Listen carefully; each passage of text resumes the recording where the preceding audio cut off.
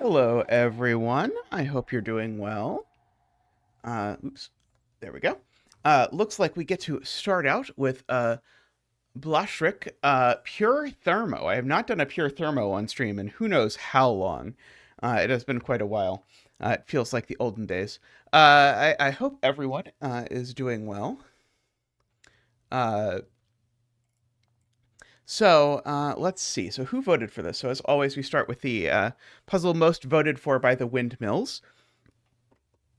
So in this case, this was voted for by Screaming Ice Cube, David, Russ, Nell, Luda, Doomdiot, and Nordy.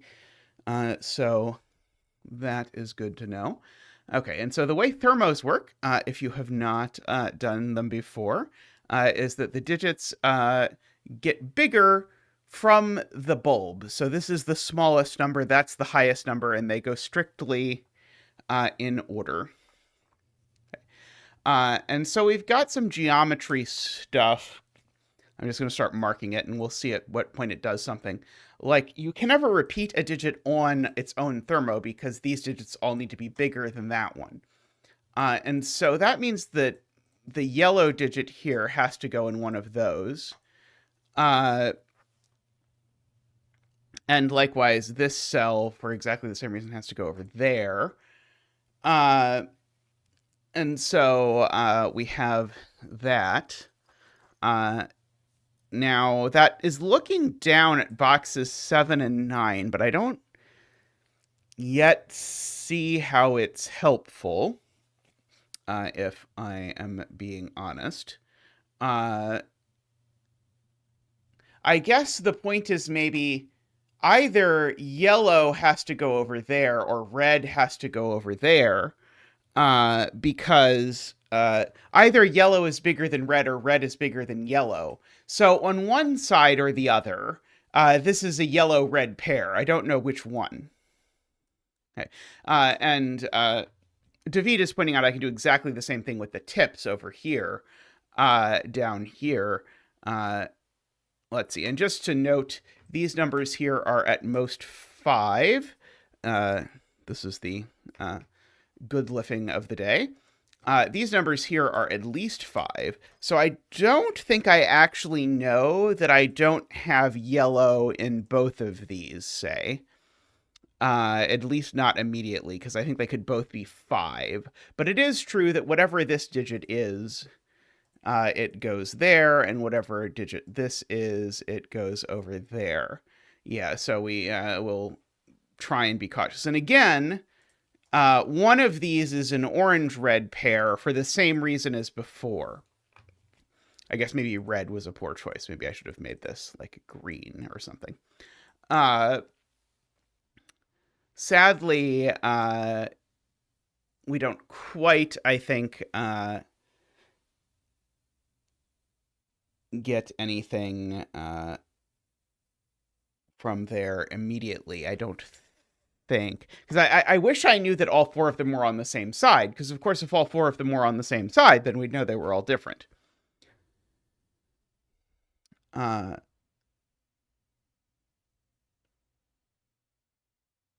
Yeah, there have to be at least 3 different values. It can't be the case that, yeah, the only way that they're the same is if there's a 5 in both.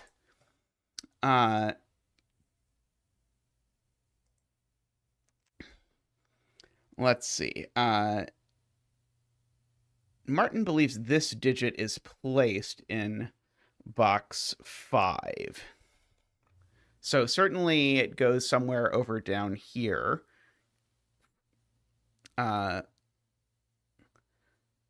Let's try to understand why it can't go here or here. Yes.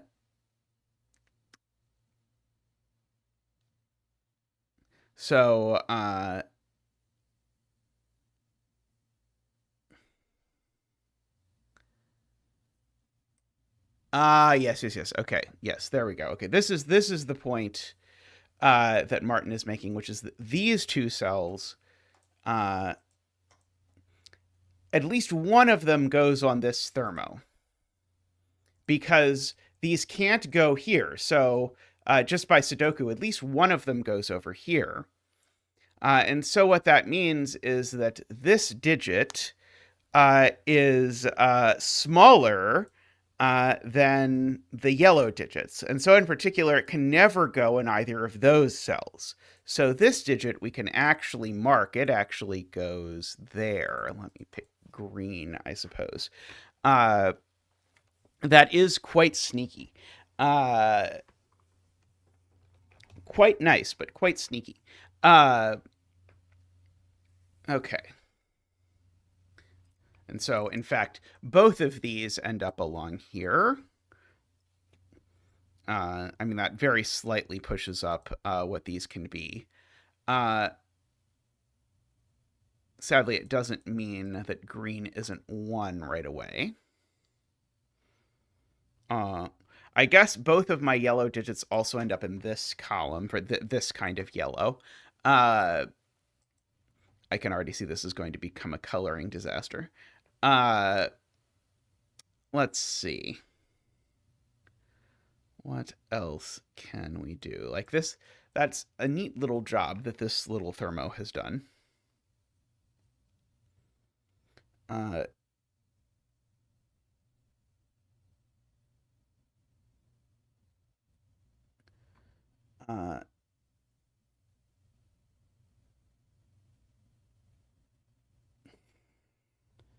Let's see. Garion says green has to be at least 3. Right.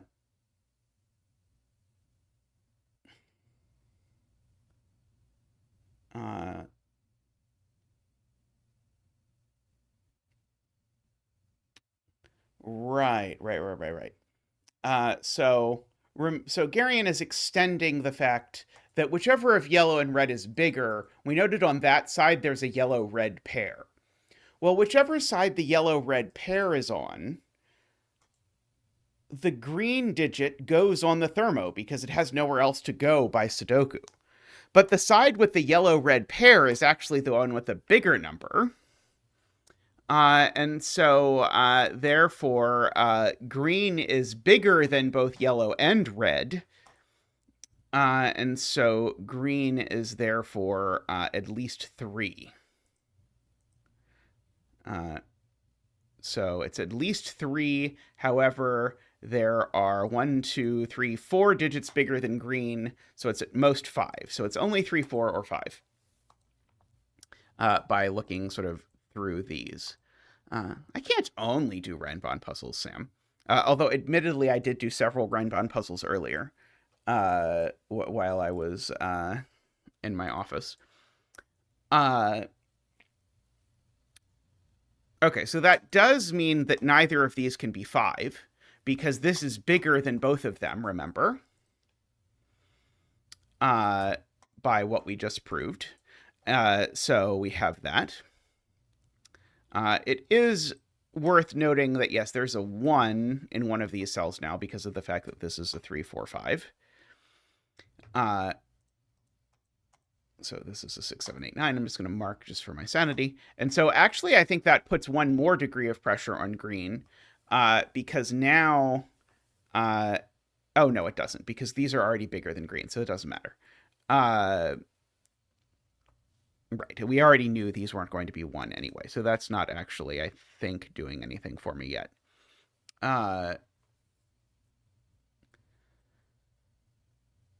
Yes, and so now green and orange circles can be real colors, because now that green was bigger than them, I know that there's no overlap between these. Very good. Okay, so this can become blue, blue, white. And this can become, that was supposed to be an orange, orange dreamsicle. And we can get rid of that. Okay.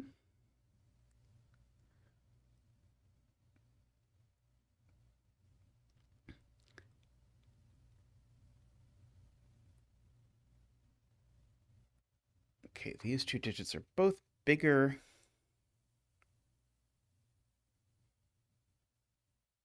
Oh, right. This number is less than green. So I actually know if I look at it,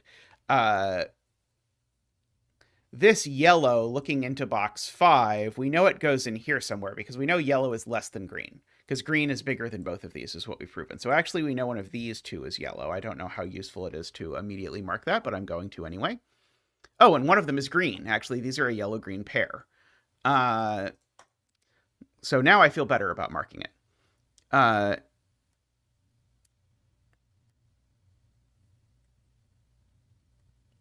Oh, could green still be 5? Pastrami asks. I think green and orange, I think, might both be able to be 5.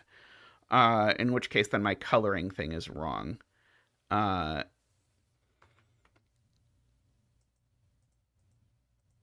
So maybe I should demote this green temporarily. I mean, maybe permanently. We'll see. Because yeah, I think you're right. I think that green and orange could both be 5, right?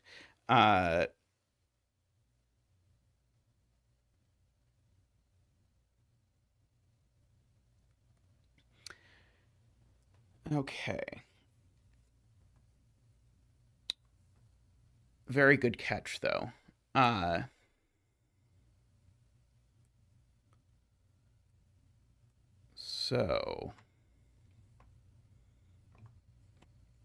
So I guess that means this number is at least 4. So this number is at least 5, just noting that this is bigger than green. And so this number is at least 6. This number is at least 7. And then if I go ahead and fill in the good livings, I can do that.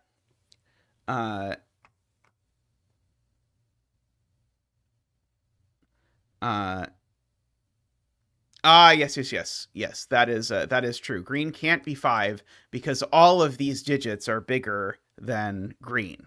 Right. Okay. Excellent, Pastrami. So we can remove 5 from this possibility, and then we can re-promote green back to colordom. Still the case that yellow is here, and so these are a yellow-green pair.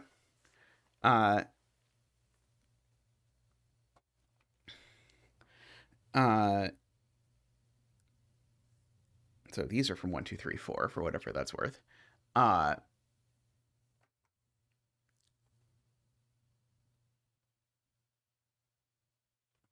It is worth noting, I suppose, that this is a minimum of 4, 5, 6. And a maximum of 9, 8, 7. So we can go ahead and fill these in like that. Just as we sort of notice, we're like really starting to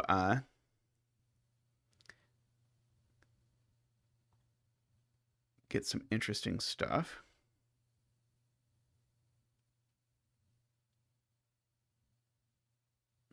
Yes, yellow and red are no longer 4, KF points out.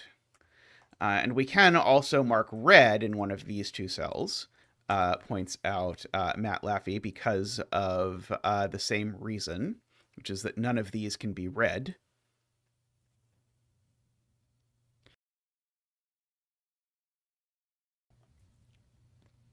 I think I successfully muted my mic. I know that these are minuscule.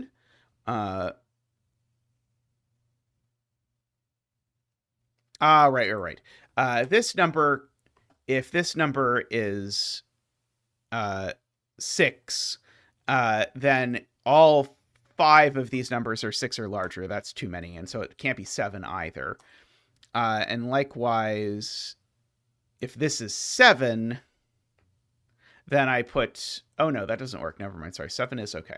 But this is only 4 or 5, which seems okay.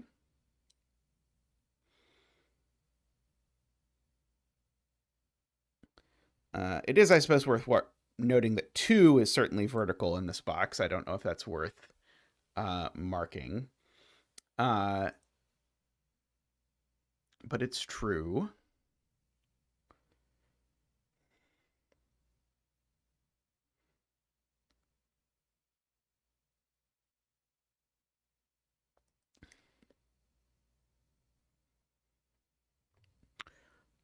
Let's see.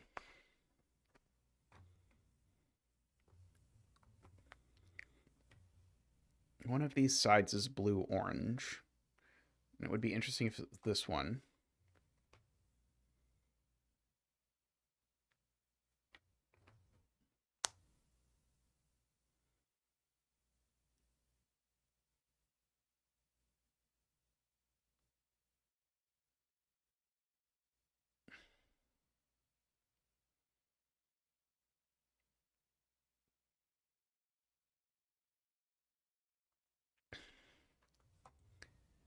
Yeah, so Martin's point is if this digit is a 7, then it makes that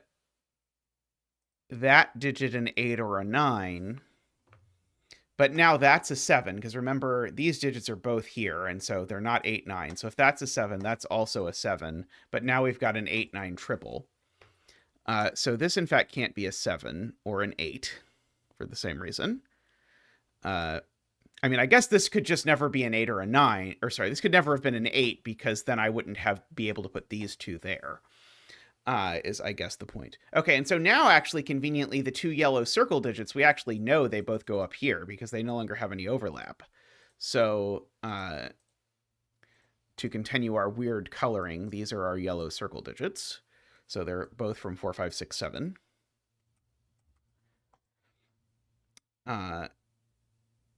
Oh, so where's the other... Oh, no, never mind. Sorry. I don't know where the other 1, 2, 3 is yet. Hey, Jay. Hope you're doing well.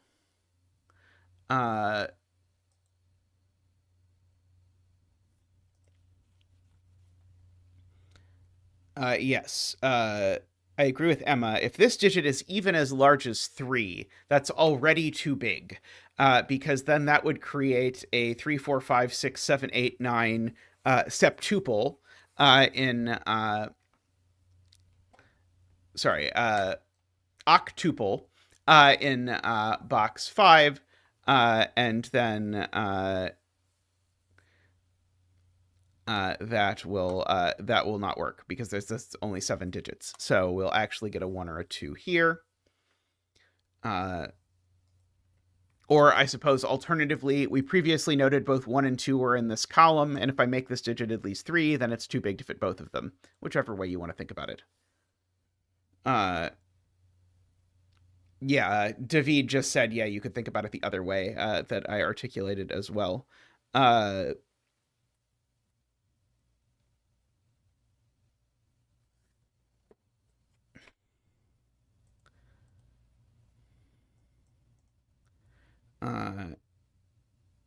Work accidentally locked your email. That doesn't sound great.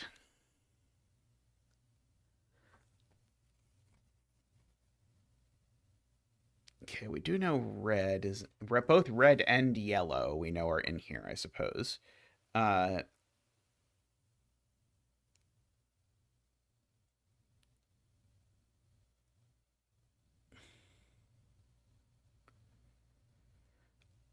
Let's see.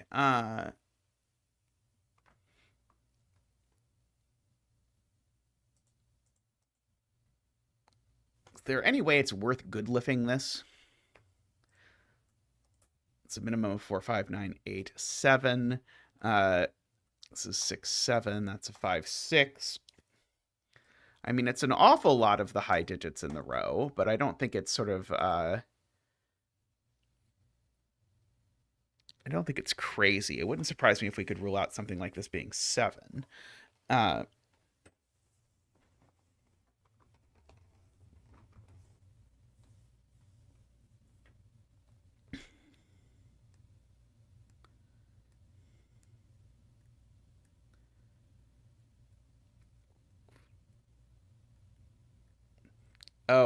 Eric is asking if we have the same logic on this cell to say that it has to go on one of these. And the answer is yes. This has to be smaller than both of these, because whichever of these is smaller, remember that on that side, it's the blue and the orange over here, and so then this digit ends up there. So this digit is indeed smaller than both of these, so neither of these can be 5.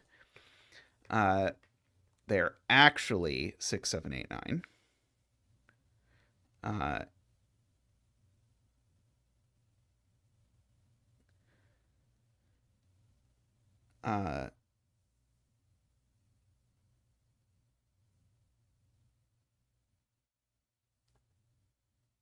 Yeah, it's funny, that's actually true of that cell regardless of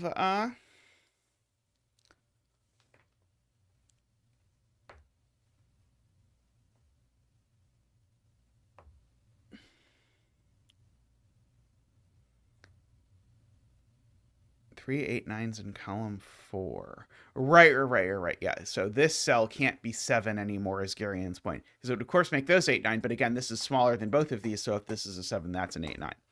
So this is never 7, so that's never 6.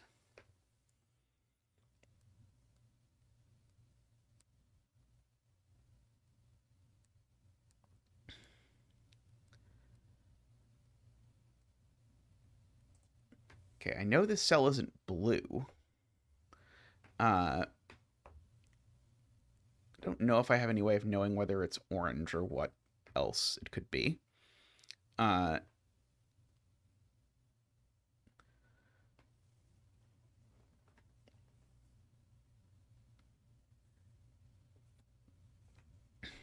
Yeah, that's suspiciously close in this column, but not quite to giving us something.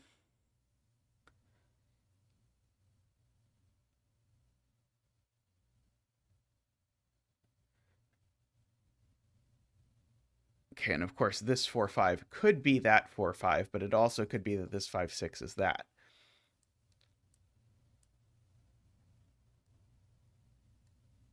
Right. The yellow circles are the yellow circles, so we know there's no 7s in the yellow circles. I don't think so, Jim, because I think it's possible that these two are the 6s.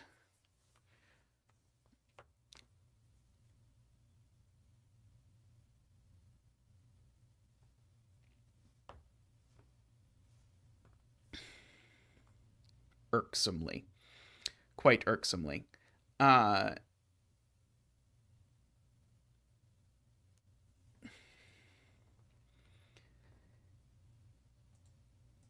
Like the 1 in this row is like a little bit constrained. Can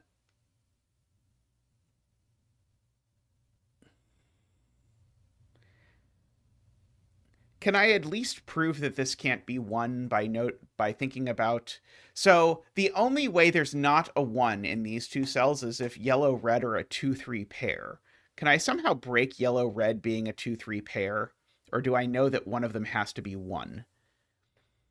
Because if I knew one of them would have to be 1, I could at least corner mark... Actually, I could place a 1 there if I knew that one of them had to be 1.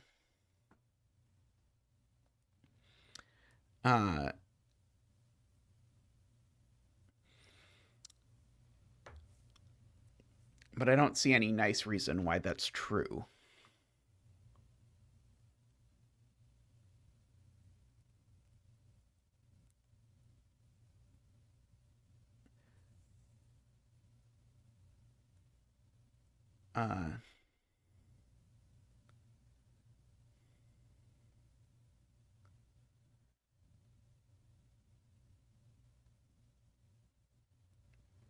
How do you mean, Sam? It could be. I'm not, but I'm not sure I follow out of the gate.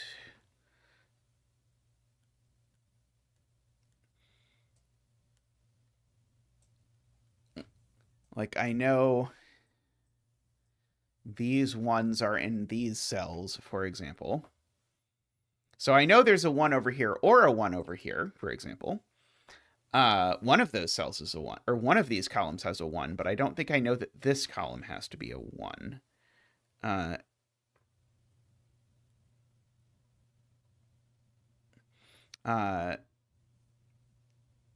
Yeah, I don't think so. I think these can just get away with being a 2-3 pair, which feels unlikely, but it might be possible.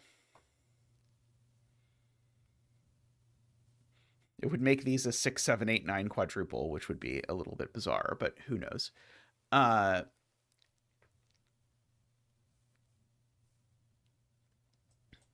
Okay, and I do know that these digits are a yellow, a red, a green, and one other digit only. So there's only room for one digit that is not yellow, red, or green in all of these cells, for whatever it is worth.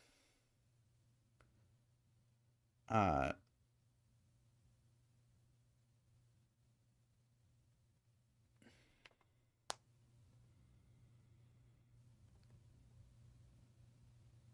was hoping I could do something with 9s in this row, but I don't think I quite can. I do know these are at least 5, just in case that is worth marking.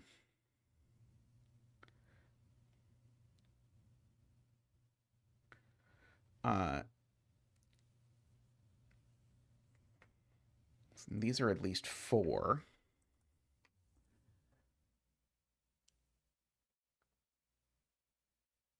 Oh, yellow. These are a yellow-red pair, right? Oh, no, sorry, that's not true. No, I think it is true, isn't it? Just by where yellow and red go in row 1. Once I noticed that. These are a yellow-red pair. Okay.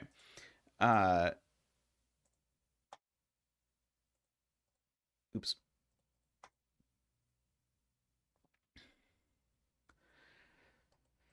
And so now one of these sides has the green.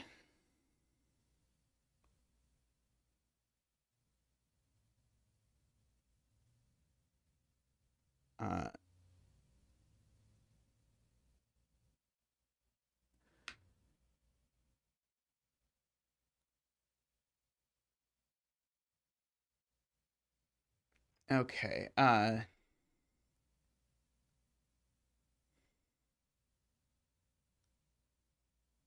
trying to understand Garian's point. Oh,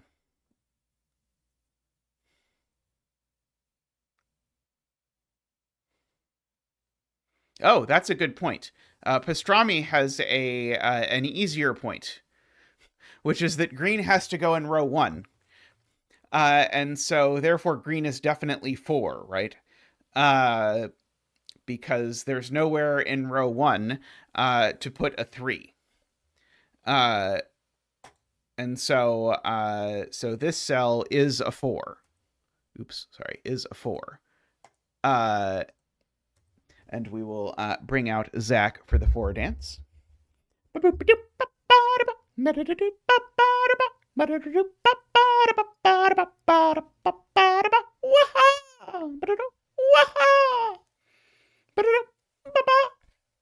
Thank you, Zach. Thank you.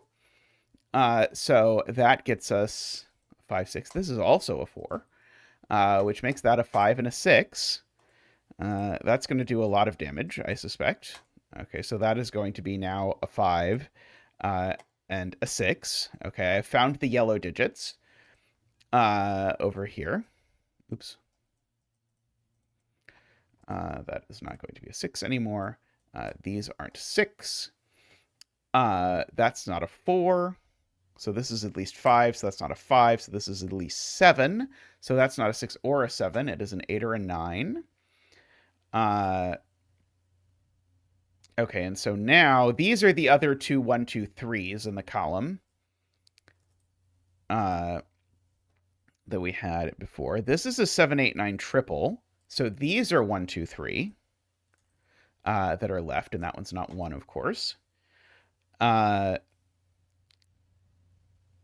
and so these are 7, 8, 9.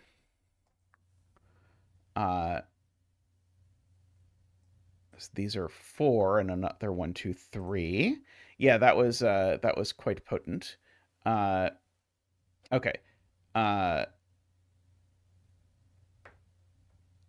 Row 6, column 6 is blue. Good point, because of the fact that this is a 7, 8, 9 triple, so it needs a blue in it, and that's the only place it can go, Emma points out.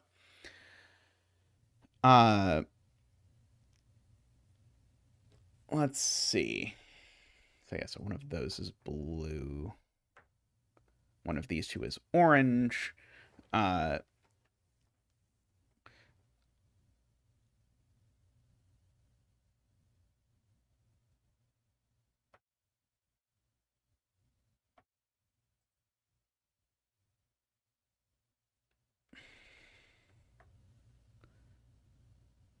Did I screw things up when I said the 6 had to be smaller than both of these? I'm now worrying that somehow that logic was wrong. Because it feels like 6 could just go on these. Oh, no. No. I see it. So the point is 6 does go on one of them, and it goes on the smaller one. That's the point, right? Sorry. I forgot the argument about it. Okay. This is the other 1, 2, 3 in the row, right? This is the none yellow red 1, 2, 3. I'm just going to fill in that these are 1, 2, 3 just to remind me. So one of these, in fact, is 4, because I need a 4 in the row. And so whichever of them is 4 does mean one of these two is 1. Now, I agree. I also don't remember why I wanted the... Oh, I do remember now why I wanted one of them to be 1. So one of yellow and red is 1, and the reason why that's relevant is that it means that I have a 1 pointing over here, and so now that cell isn't 1. So when I ask where 1 goes in row 5, it can only possibly go over in these cells, but it can't go here either because there's also a 1 in one of those cells. And somehow I was convinced before I knew which of these two cells it was in, but I think that was probably not correct, Zeta speak. Yeah,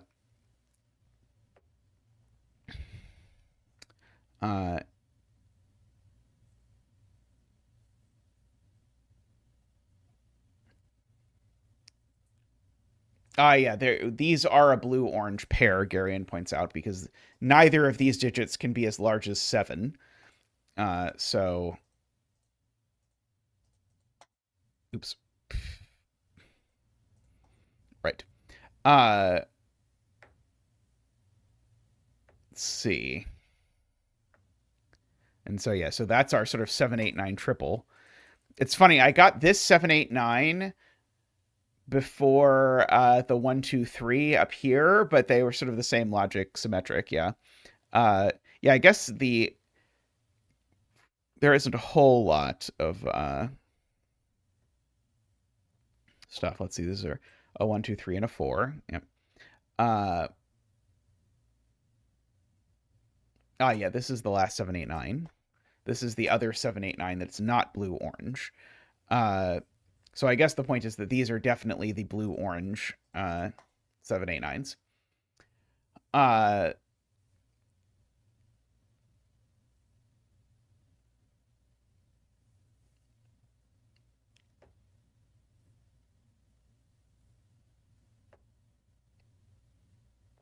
Oh, yeah, Garion is looking at where the 6 goes in row 9, and that's going to be a little bit tough because it's got to go in one of these two places. Which does mean that one of these is a 9, which is the same logic that we did with the 4 in the other row. So if one of those is a 9, that means this isn't. Yeah,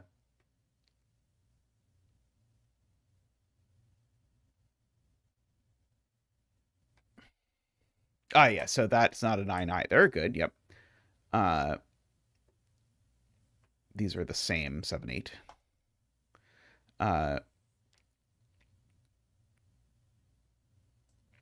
So one of these two is a 7, 8 pair, I guess, is the point.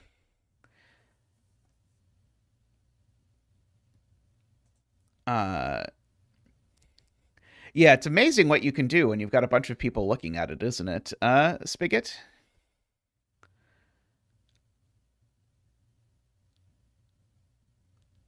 And likewise, I know that one of these is a 2, 3.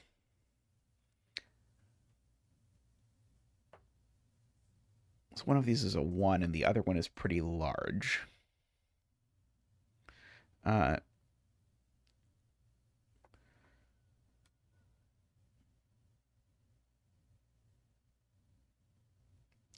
Yes. 9 looks up from box 7. Right. As soon as this 9 looks over, that tells me that one of these two is 9. Again, same logic that we did with the 1, but that's actually very important because it actually tells me that that digit is an 8. And so that digit is a 7 and a 5. And so that digit is not a 7.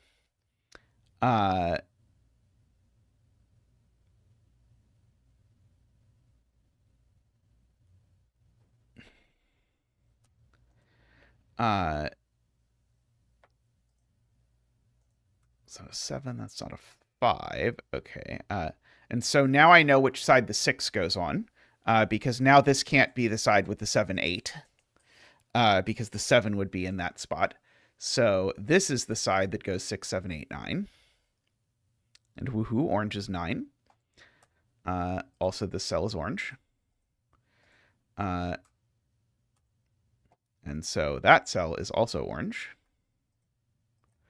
And this cell is blue. Blue. And blue is 7. I think we might have been able to get that these had to be 2 apart by Garian's point about overlapping digits earlier. But something easier was spotted, and so I never gave it the proper thought that it probably deserved. But we might have been able to say early on that these two things couldn't be consecutive.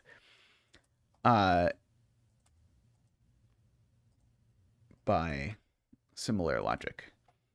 Okay. Yeah,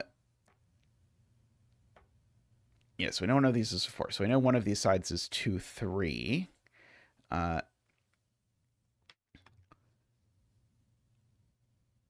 Okay, well, I know there's an 8 in this row.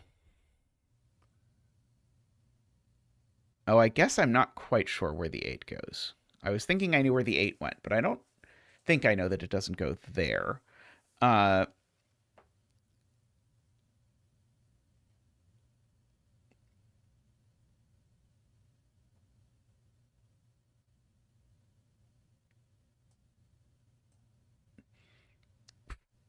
Oh, yeah, where's 9 in row 2, asks Garian. Now the two 9s both look up.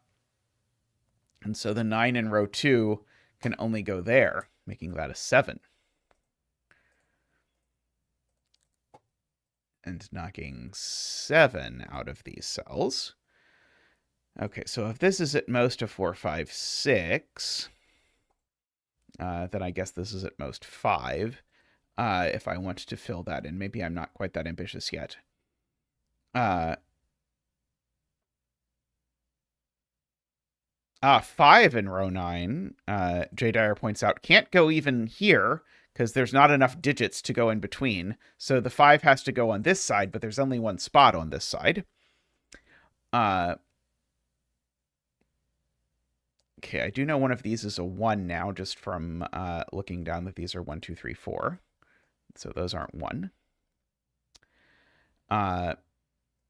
Those 1, 2, 3, 4s assuredly go here. So this is 1, 2, 3. This is 2, 3, 4. Hey, Chef of Death, how are you doing? I hope it is well. I know one of those is a 5. This isn't a 5. Oh, in fact, actually, when I said these cells assuredly go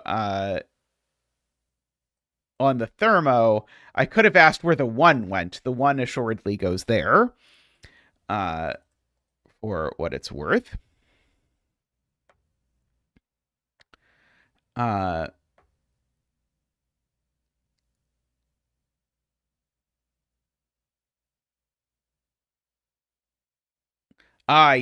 The if I just look at what's left in this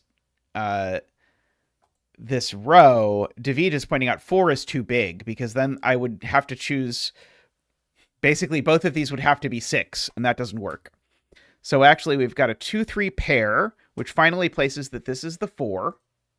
4s are green. And so this is yellow, whatever yellow might be. So we've got that.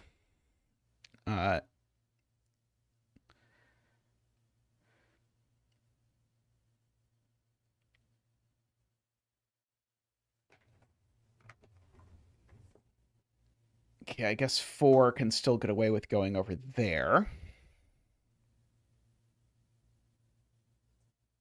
I do know where 6 goes in box 7. Good point to Chef of Death.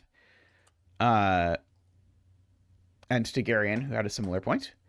Okay, so now this is at most a 4. So this is only 3 or 4. And the yellow is 1, 2, 3, 4. Oh, sorry, 1, 2, 3, not 1, 2, 3, 4. This isn't 6.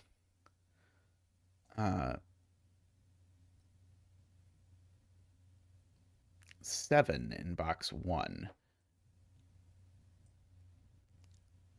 Yeah, the 7 can't go there. So the 7 in box 1 by Sudoku goes there. Very good. I know one of these choose a 5. I don't know if I really want to write that yet, though.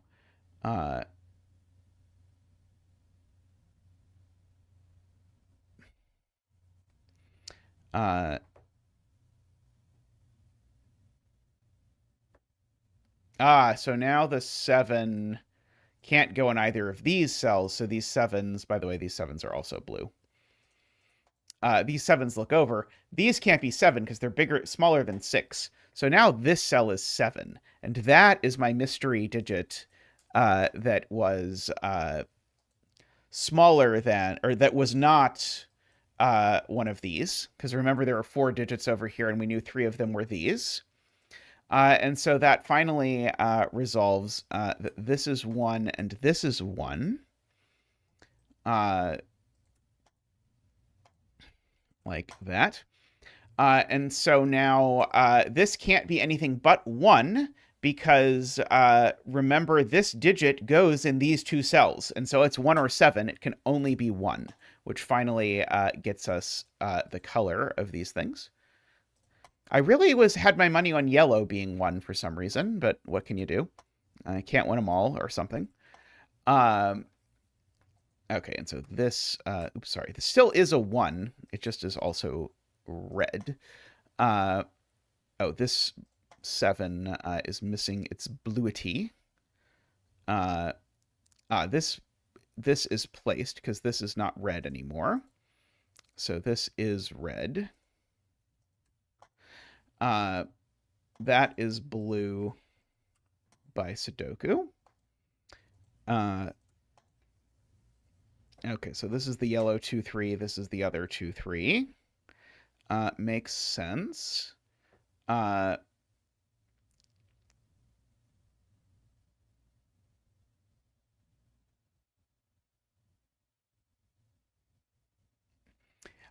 Somehow I had thought we had proven that 4 had to go in one of these cells, but that's not what we proved.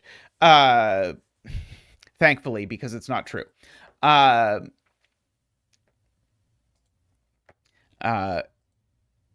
What we said was 4 can't go twice in these cells, was what was our actual proof. This has been quite a lovely puzzle, and Sutter is here. Welcome. Welcome, Blashyrkh. Also, feel free to tell me if I have put those letters in not the right order. Uh,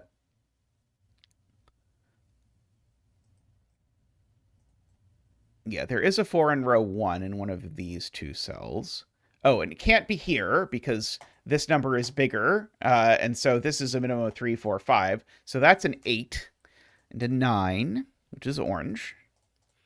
And that's a 5 and a that's a 5 and a 4, which is famously green. Casey and Shambles. Sorry, Casey. We can get rid of the circles now. Making this 6 and 5, and we can get rid of those circles as well.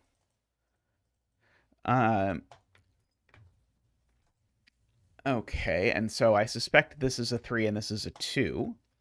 And I suspect we can do stuff to figure out the stuff about this. One of these is a 4, and the other is a 6. And if I know anything about the orders numbers go in, it's that order. Unfortunately, that didn't help me with yellow at all. Let's see. These are, let's see, that's not a 2 or a 4. That's not a 3. Let's see. Those end up looking up there. Okay, so... oh, I just know this is yellow. Because it's the 2, 3 that isn't this one. So I didn't actually... I was about to try and give a really convoluted argument that this was yellow, but this is just yellow, almost by definition of yellow. Let's see. I do need to sneak a 4 into this column somewhere, probably. Let's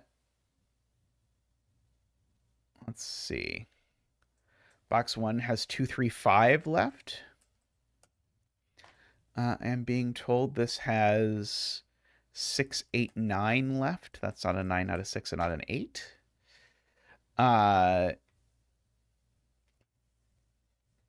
Yeah, I think this is the first of these puzzles I've done, although maybe the second, but I have really enjoyed this puzzle.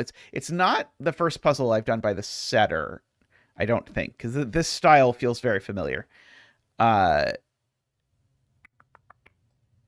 of these is an 8. Oh, I am being informed that box 7 also needs an 8. Or at least, at the very least, it would like one. Okay, and so now box 7 needs a 5, which is going to have to go there. Which is going to give me a 2, 3 pair up here, which is going to give me a 5 down there. These are going to be a pair of 4 and 6. So that's the 4 and is green. And that's the 6. And 6s don't get a rhyme. Let's see. One of these is a 4. I'm being told that this 4 is green, and that if I had greened it, it would have been more clear that this cell was also green, which is good to know.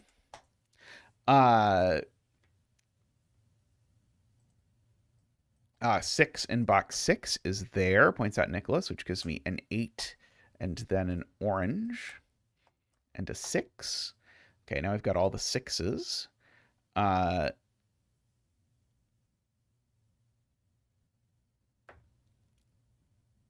That's now orange.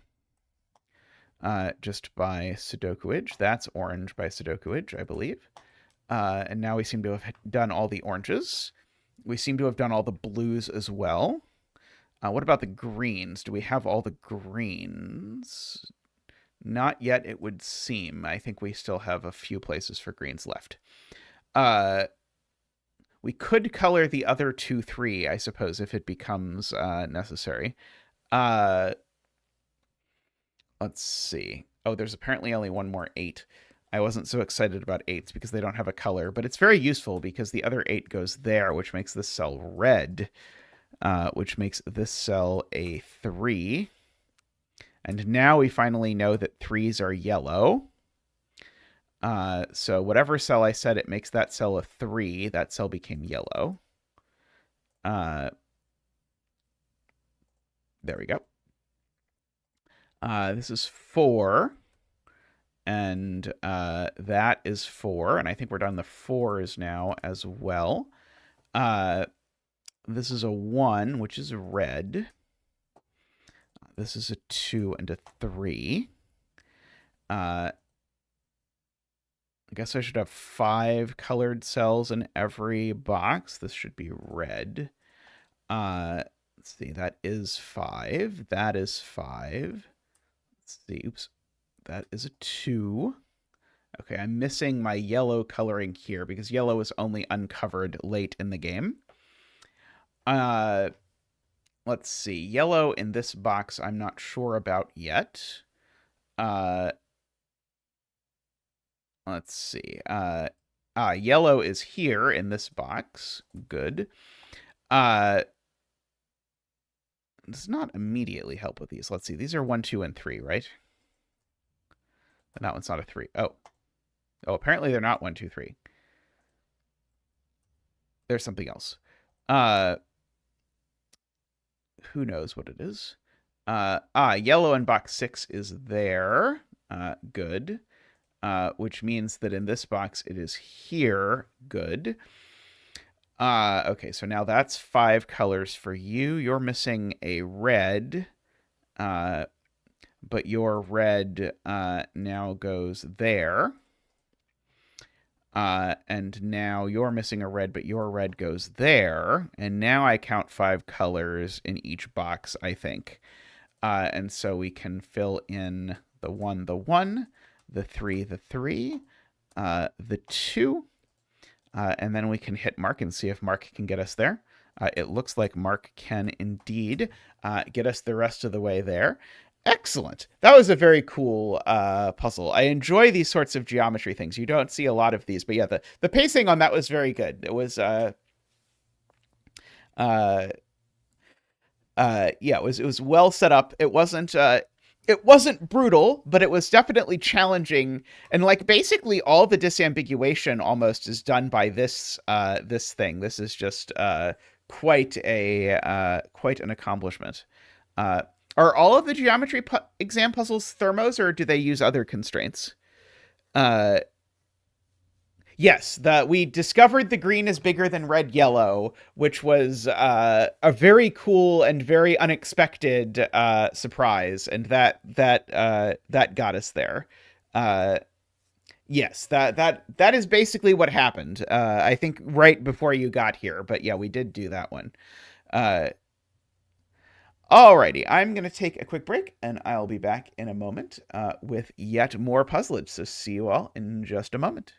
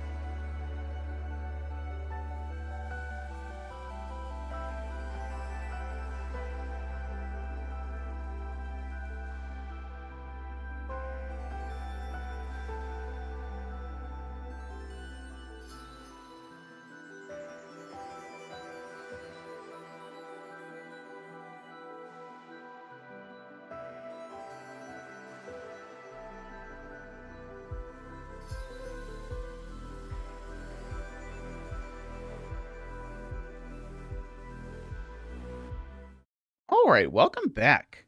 Where it turns out there's a tall cat puzzle in the bucket that I was unaware of. But anyway, there's a tall cat puzzle. So let's do Giggly Whirl by Tall Cat. I will shrink the zeta slightly.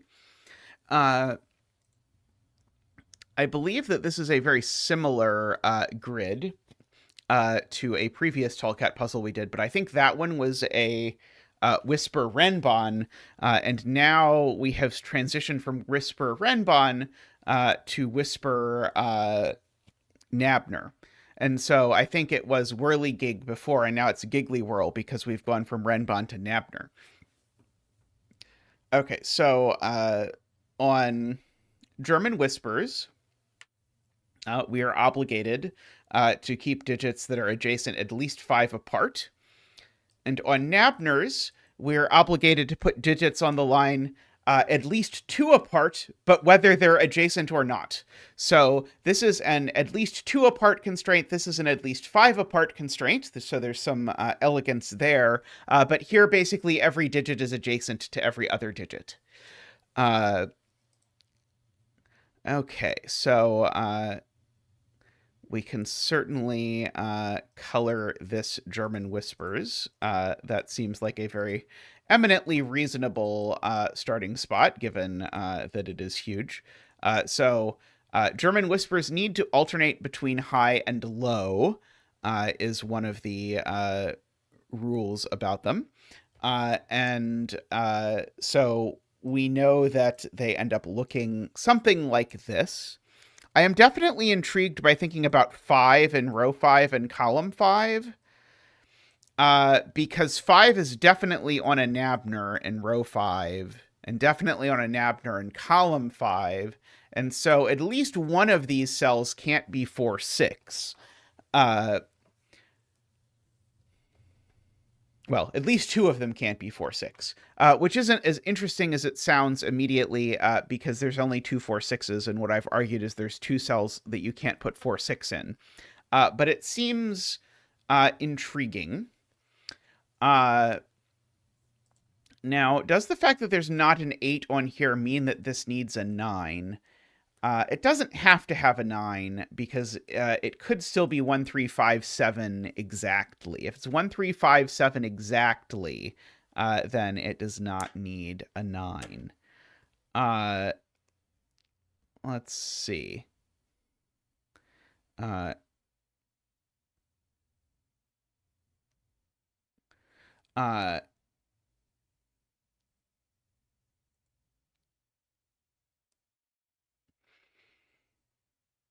Oh, right. Okay.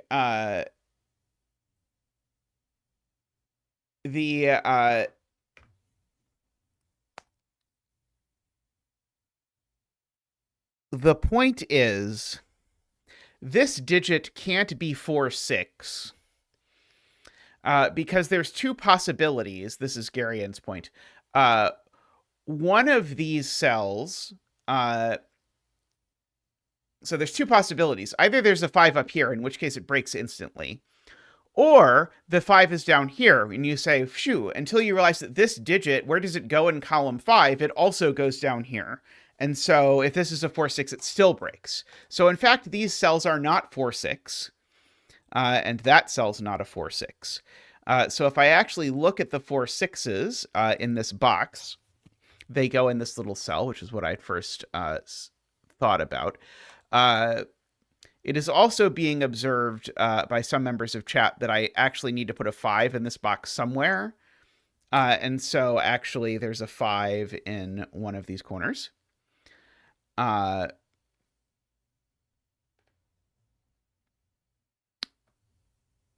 you sure these aren't a 4, 6 pair, Emma? I'm not sure of that yet. That there are 1 9s aplenty, because every 4, 6 on a German Whispers creates a 1, 9. But I have not yet contemplated the nature and purpose of that reality yet. I have not yet made it back from the blue void. Someday, I will perhaps make it back from the blue void. I do know that there's only one purple left in column 7. So I want to be cognizant of things like that. And there's only one purple left in column 3. I don't immediately see that that purple couldn't be the 8, though.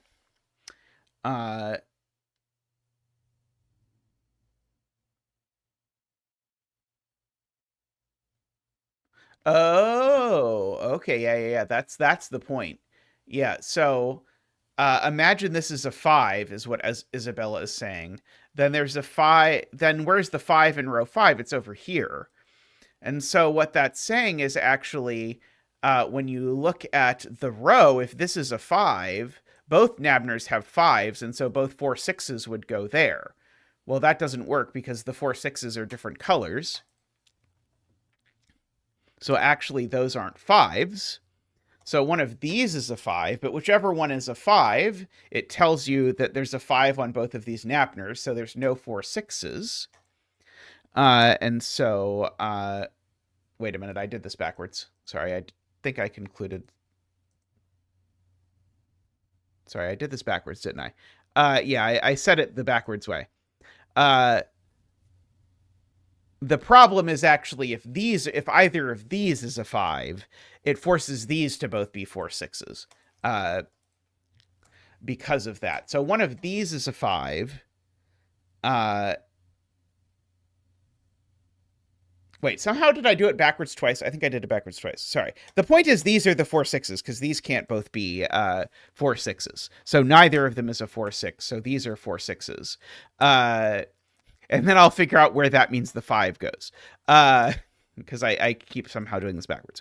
Yeah, and so the 5 is in one of these 2 cells, not one of these 2 cells. Because the 5, therefore, needs to place the 2 5s in row 5. Or, sorry, on the Nabners here in this order. I feel like I explained that very poorly. Anyway, these are 1 9. And so that cell is not a 1 or a 9. And this cell is not a 1 or a 9. So if I just good lift this cell, I see that it is from these digits as options.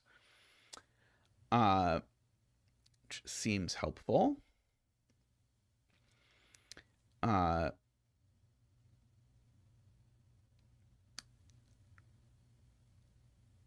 do I actually want to flip my coloring? I might actually want to flip my coloring. How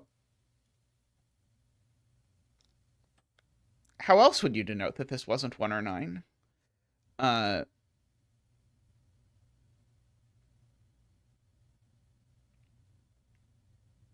Oh, I can remove 5 from the giant pencil mark because I did argue that in this row, both of these Nabners have a 5 on them, and so this one sees the 5 regardless of which of these cells it's in. So this is practically done. Now we should probably mark at this point. Let's see.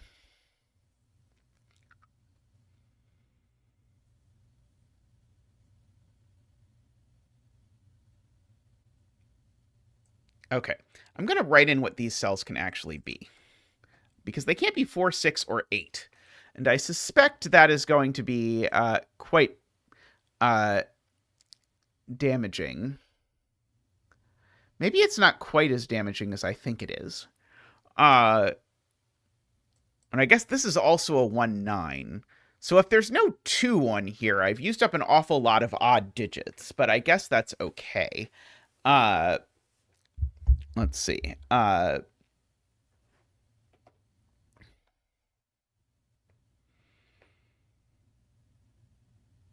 and so in this column, what Garian's pointing out is the 4, 6 pair goes on one Nabner, and the 5 goes on the other Nabner.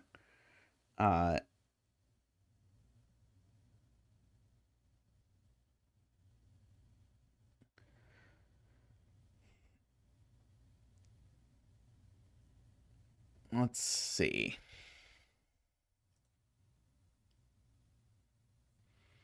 And I do know there's 2 purples up here.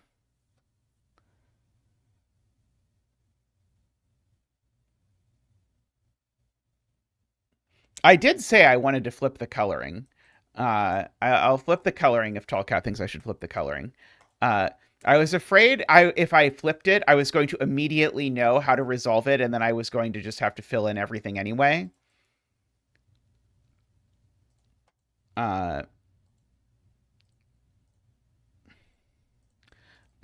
So I was mostly afraid about the deleting.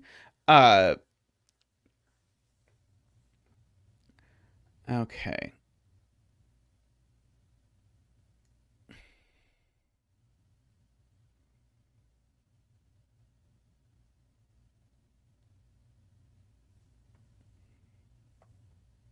Are we sure this isn't a 6712, Todd?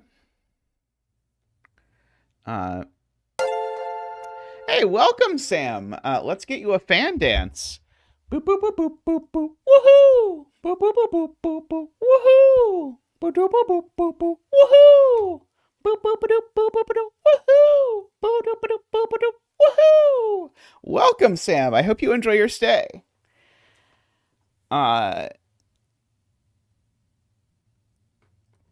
Let's see.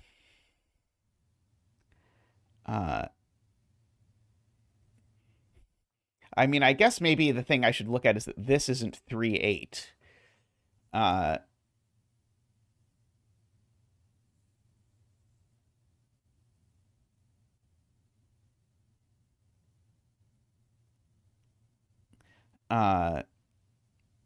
That still seems to leave a lot of... Oh, no, sorry. 3 and 8 aren't even the same distance apart. Never mind. Sorry, I was more excited about that than I should have initially been. Oh,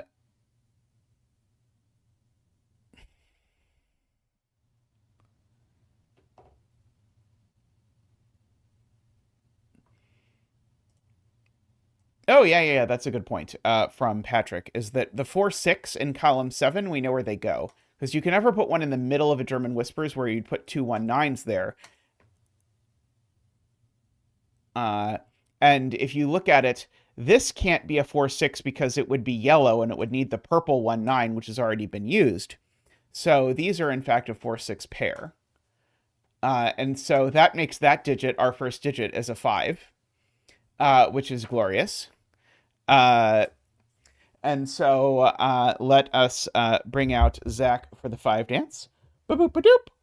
Whoa. Ba-doop-ba-doop. Whoa. Ba-doop-ba-doop. Wee.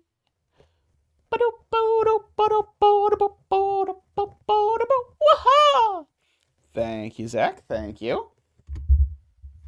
Everyone loves a 5 dance.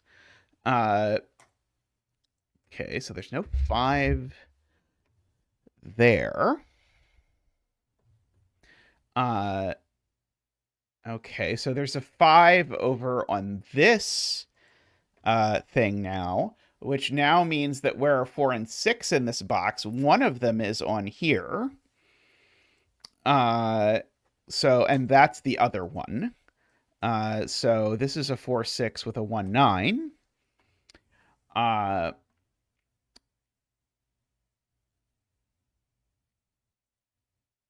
Okay. And so now 5 is just placed in column 7, Jade Dyer points out, which now makes that a 5. Agree. And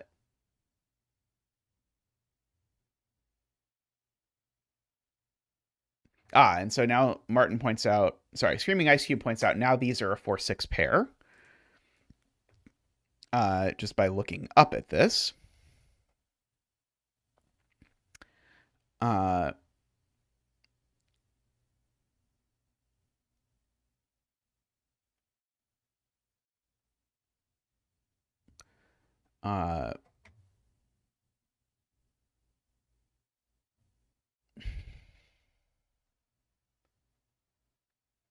How did I fill in a 7 there? I didn't intend to fill in a 7 there.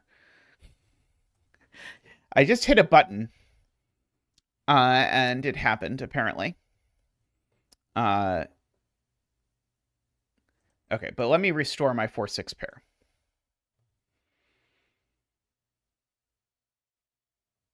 I think these are a 4-6 pair, right? Oh, no, that can be a 4-6. Never mind. Oh, but these are where the 4, 5, and 6 go. Sorry, these are the 4, 5, and 6. Right. Okay. And so this one is 4, 6. And these are from 4, 5, 6. Got it. Okay.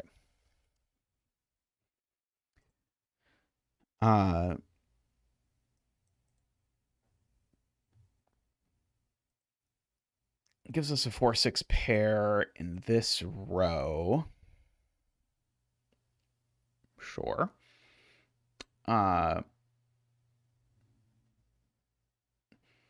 If there is a 2 on this line, it makes these two a 1, 3 pair, which then makes this a 4, 9 pair, but I don't know if any of that is at all interesting. It doesn't sound incredibly interesting, if I'm being completely honest.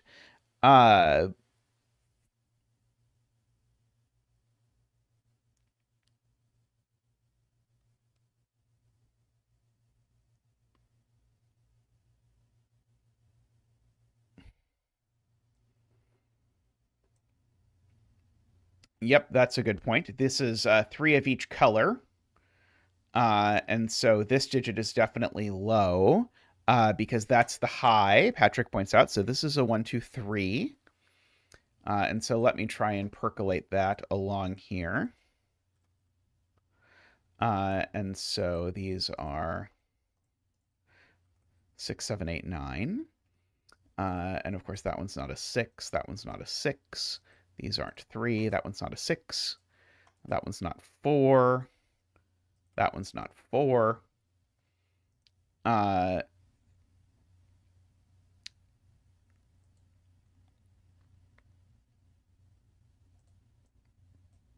Okay, so the last low digit in this box is in this line because we've got 1, 2, 3, 4 low digits. So these aren't 4. And so that is a 4, which makes that a 6 and a 4. I guess I knew these weren't 4 because of the 4, 6 pair if I wanted. So there is, in fact, a 4 in one of these cells, which means there is a 9 in one of these cells for whatever that is worth. Probably minimal, but maybe not literally nothing. Let's see. I mean, it is kind of interesting that if there's a 4, 6. Well, I guess if there's a 4, 6 on here, it's a 4, and then it makes this have the other thing. Yeah, this is a high digit and it's not 9, so it's only 7, 8. That's probably worth marking.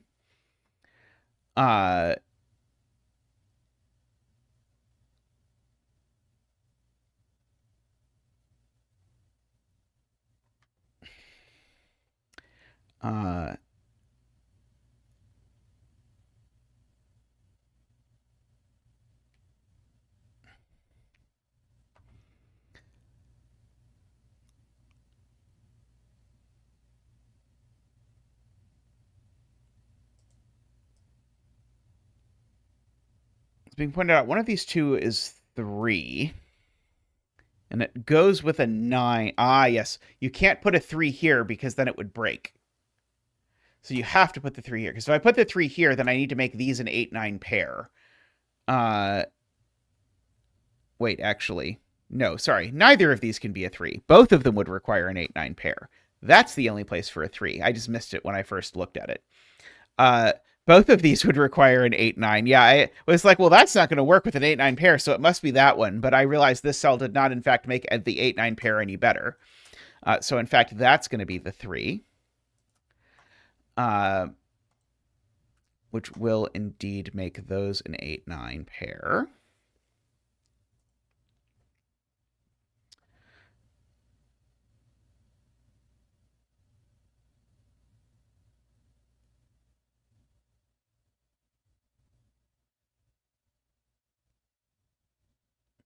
Oh, I see. I do realize Screaming Ice 2 points out that I do know that this digit is high because I can count my lows. There's 2, 3, 4 lows. So this digit's high. So it's a 7, 8, 9.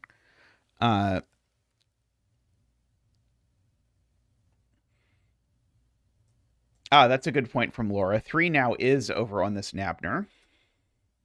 And so that means that 2 is now in here somewhere.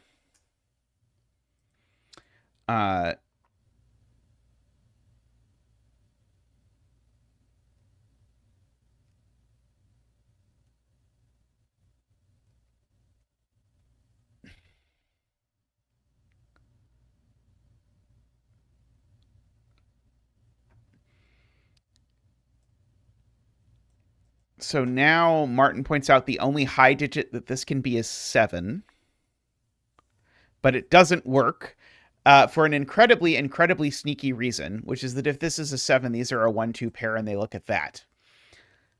That is very, very sneaky. Okay, so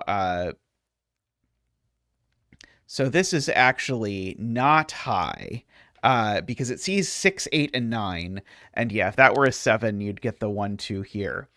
No, I liked the step.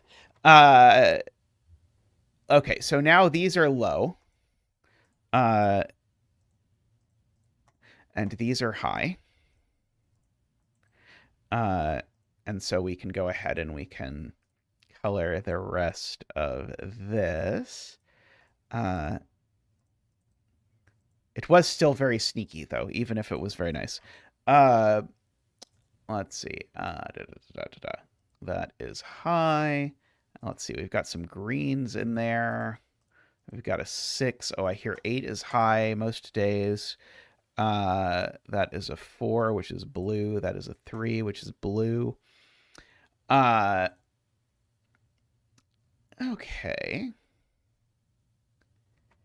That does seem likely to do a lot of damage. Oh, I can decide which of 1 and 9 is low. Are we sure? Oh, yeah. There we go. Okay, so yeah, that's a 4. That's a 6. How about? So that's a 9, and that's a 1. So that isn't a 9. That's not a 1. These aren't 1.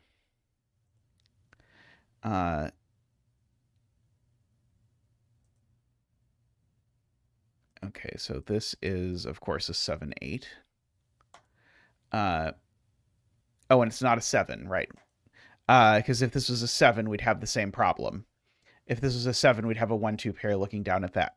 So I guess the 7 observation would probably have looked better if I had just noted that the high here was never a 7.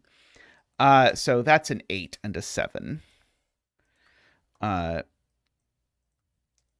So now the 8 in row 5 is just placed here.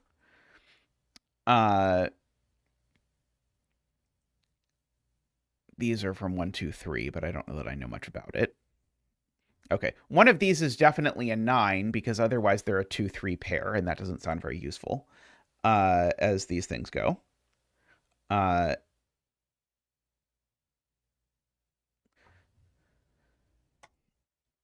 So if I write down what this can be, it could be 1. It can't be 2, 3, 4, 5, 6.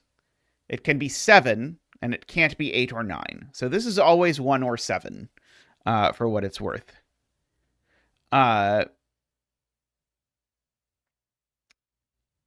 has been remarked that this is just a 1-2 by sudoku because there's a 3 in the row, and hence this is a 3. I would buy that. Let's see. The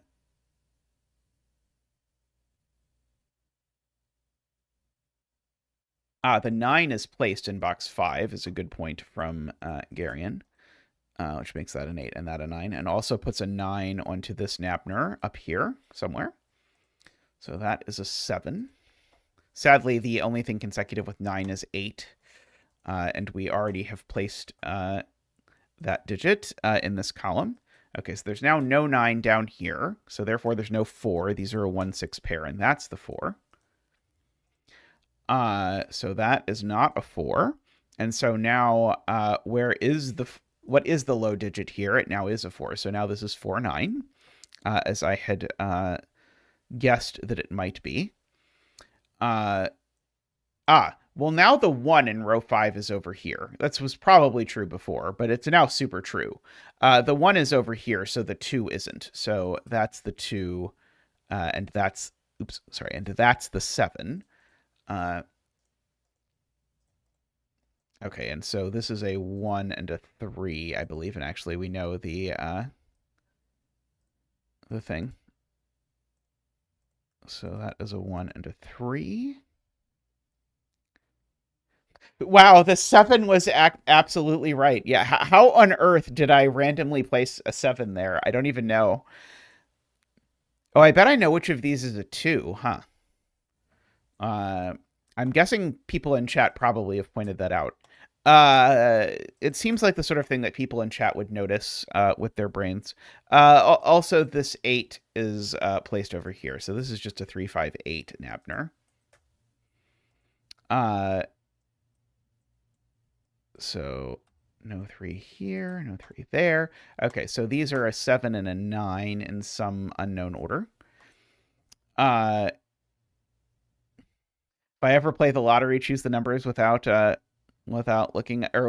Yeah, maybe that's the problem, is that I let Tristan be the one to buy the lottery ticket. So on the rare occasions that we purchase a lottery ticket, neither of these cells is an 8, so one of these two is an 8. I can say that much. If you want to know something deep and impressive. Hey, that's all the high digits in this whole column. So these digits are all blue or 5. And since that digit is green, this one isn't green. It's just honestly blue. Let's see. 4. Okay, so there's definitely a... Oh, no, sorry. I was going to say something nonsense. Oh, but these are a pair. I probably should fill those in. Oops, I meant to mark, not Sven. They are a 3 and a 7, it would seem. The 3 and 7 long for each other, but they can never be together. Oh, it's being suggested that perhaps it would be useful if I pencil marked this mess. So this is not an 8 by the column, so that is a 1 or a 2. So this is not a 1 because it would be consecutive with the 1, 2, or because there's a 1, 2 pair. I'll let you take your pick. This is an 8 because there's a 4, 6 pair. Let's see.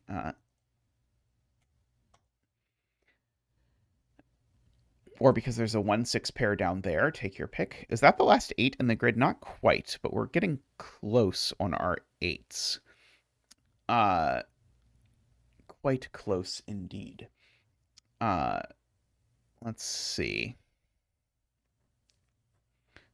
Oh, this seems to be a 1, 2, 3 kind of blue.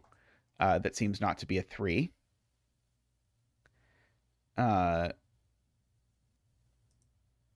What?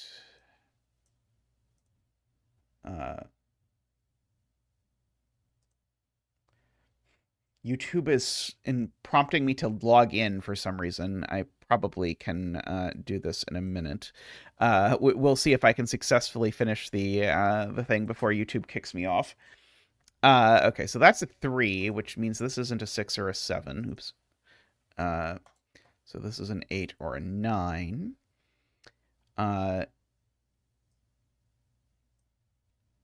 Yeah, I guess this 1 or 2 is down here. Let's see.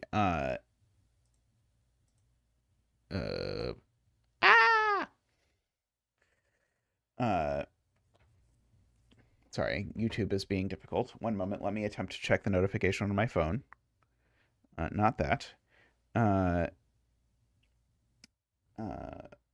Google sent a notification to your phone. Open the Google app.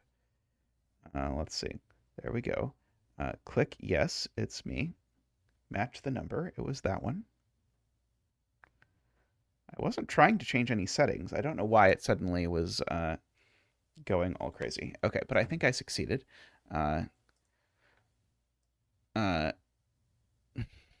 Yeah, it definitely felt like a scam, except that literally it was the YouTube thing that I was using to stream doing it, so it seemed unlikely that it was a stream. It was a thing.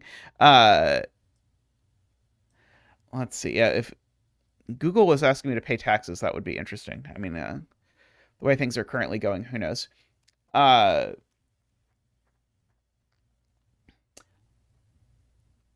let's see. Okay, so this row is a little restricted because there's no ones and twos left.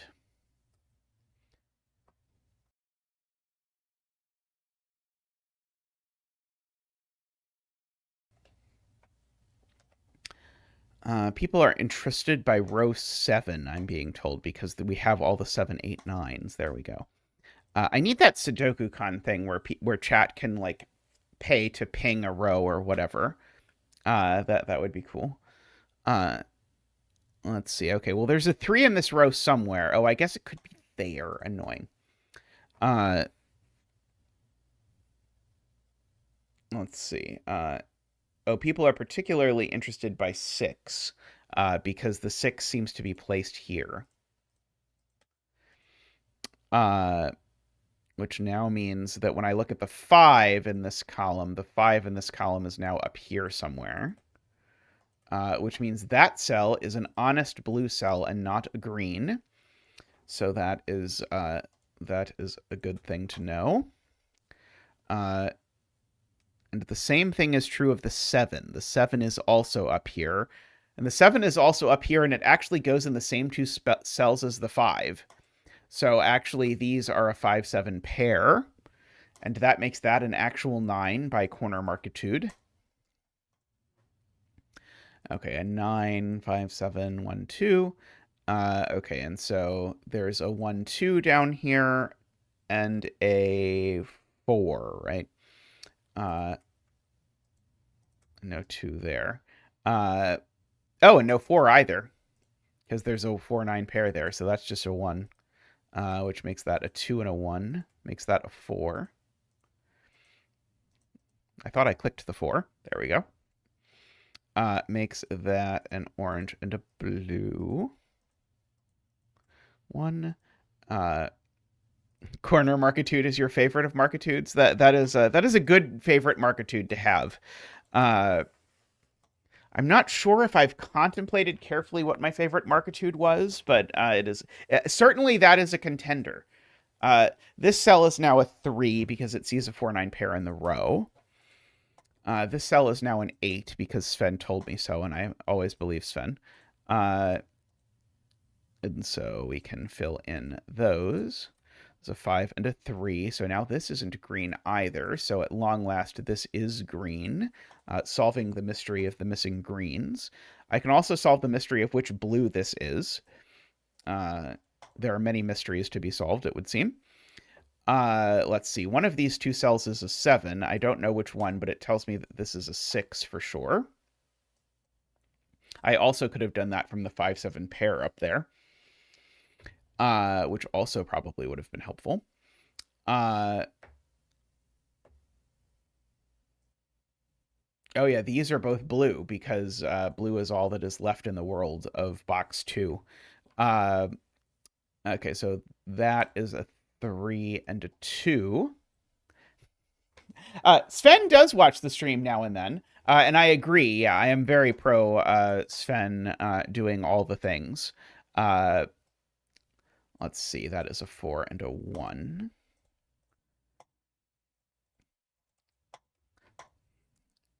Occasionally, if I'm noisy enough about something, I can get a feature added to Sudoku Pad. Occasionally.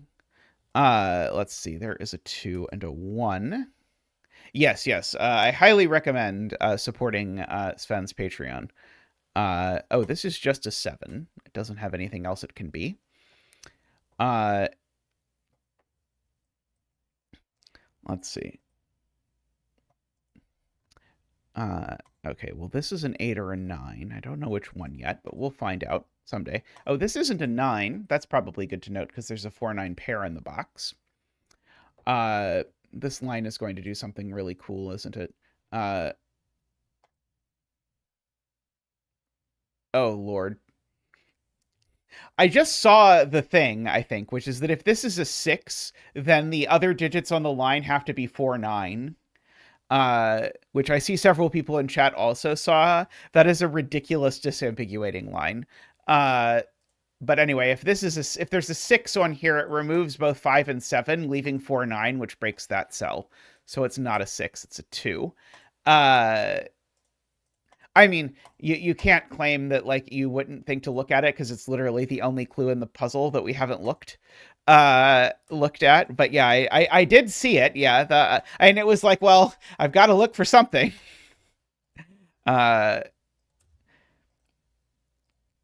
And admittedly, it was the first thing I checked was that, oh, if this is a 6, I see it sees a lot of other things. So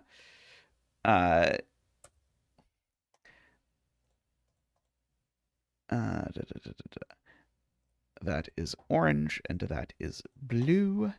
Okay, so now we're going to sort of pachink down here.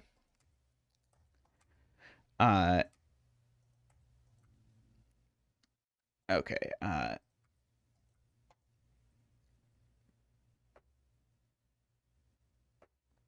Okay, well, these aren't a 4-5 pair, and the 5 is definitely up here. So the 4 is not, and so the 4 is here.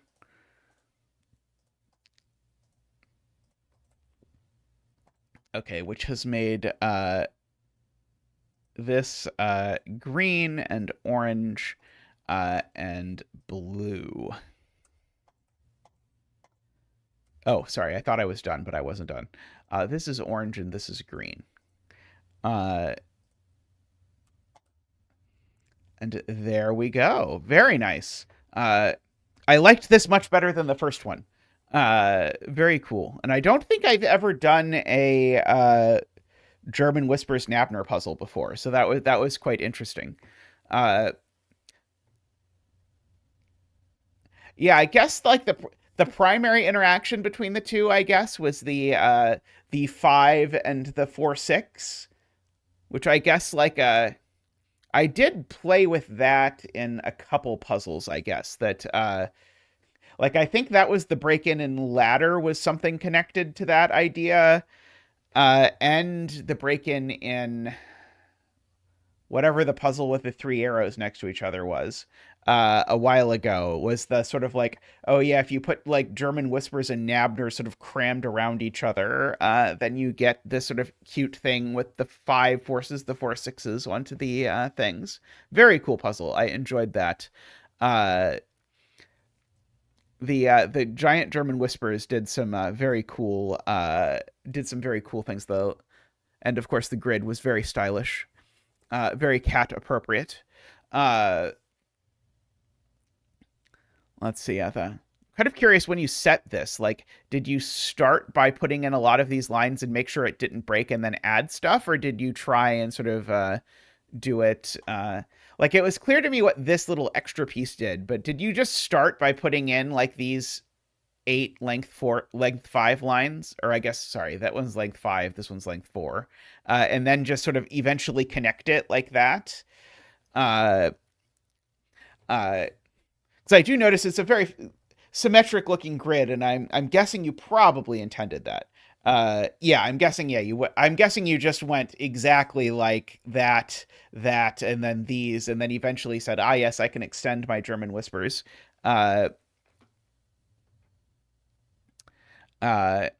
Yeah, the joining it and the way the 4 6s in box 5 worked was certainly my favorite part. That was a very cool break-in. Oh well, these two would be the same color 4 6, and that would be a significant obstacle. I really liked that. Alrighty, well, I'm going to take a quick break, and I'll be back with another puzzle. So see you all in just a moment.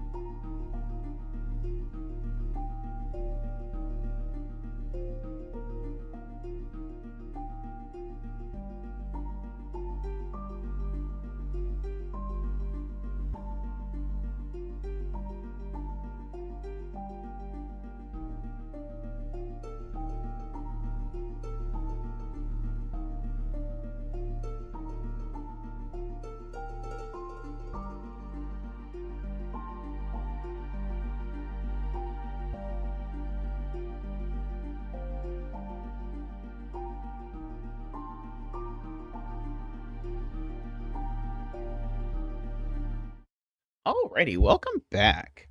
Next up, we've got a Renbon black dot, white dot puzzle, uh, and with a single diagonal.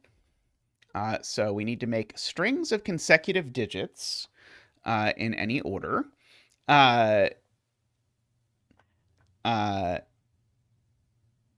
oh, that's cool, Sam. Yeah, I really enjoy doing the reaction videos. I have a lot of fun with those. And I'm glad that other people enjoy watching them. Uh,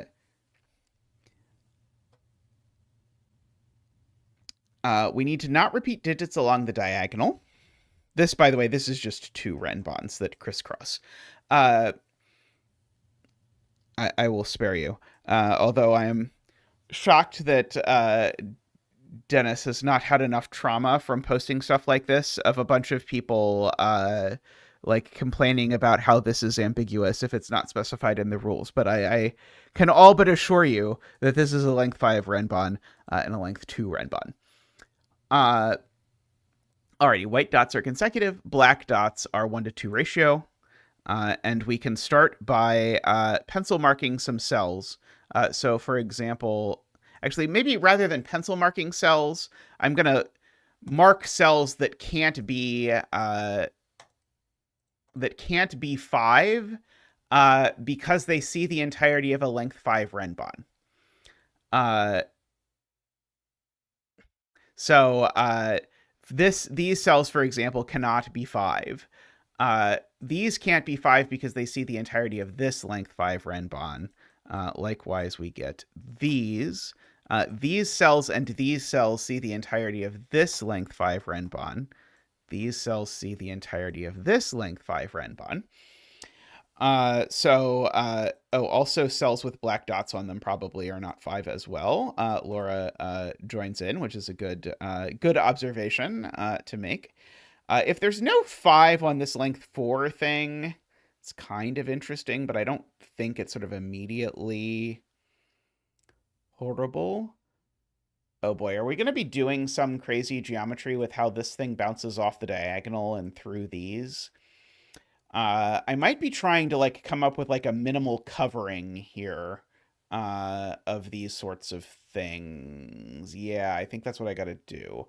Okay, so if I want to cover, so there's 5 length 5 Renbon. 1, 2, 3, 4, and 5. And I can completely cover them by taking this row and this row, this column,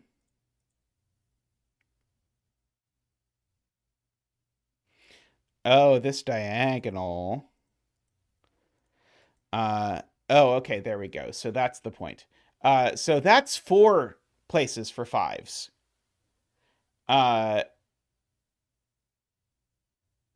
And so that means this needs to be a 5 because I need a 5th 5 on the Renbons, and the only cell on the Renbons I have not yet highlighted is this one. Okay, yeah, so that... Oh, nope. Sorry, that's not true. Sorry. It's not true because I didn't highlight these cells either. Column 6, right. So, very bizarrely, I know there's a 5 in one of these 4 cells because of what I just did, right? Because I said there's only 4 5s in the other cells, but the cells I had not covered were these. And that actually does tell me there's not a 5 in any of these cells. Uh,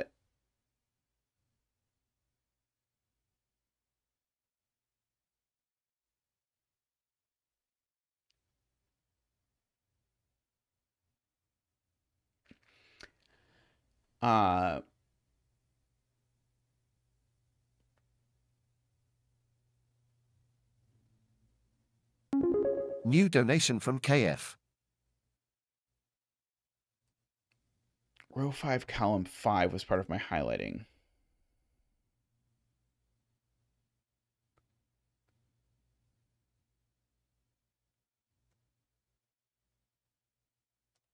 Row 4, column 5 can't be a 5. Yes, on the diagonal. Oh, right. One of these 3. Oh, thank you for the donation, KF. I didn't get a notification of it, but Tristan did, so that's awesome. Thank you very much. Let's get you a donation dance. Boop boop boop boop boop boop boop boop boop boop boop boop boop boop boop boop. Boop doop doop boop boop boop. Woohoo! Boop boop boop boop boop boop. Woohoo! Boop boop boop boop boop boop boop boop. Woohoo! Oh, Emma says they heard a notification about it but didn't see it. Oh, technology. Oh, how we love you. It showed up on the screen under my face. Wonderful. Yeah, so it's these cells. So those are all highlighted. Or sorry, so none of these are 5. Okay, I think I'm good so far. So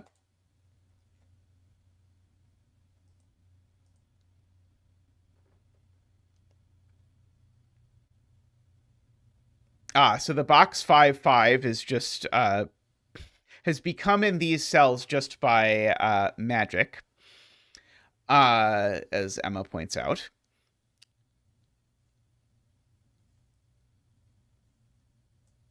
Let's see.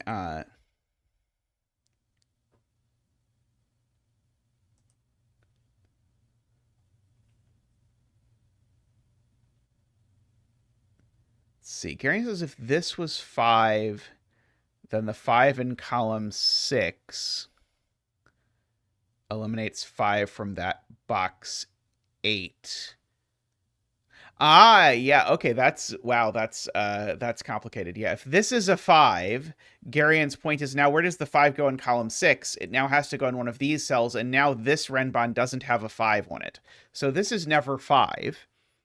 And what that means is that one of these 2 is 5, and therefore these aren't 5. And now one of these 2 is 5, and therefore these aren't 5. And now one of these 3 is 5, and therefore these aren't 5. And now the 5 is in one of these 2 cells, so it's not in these 2 cells. And so it's not over here.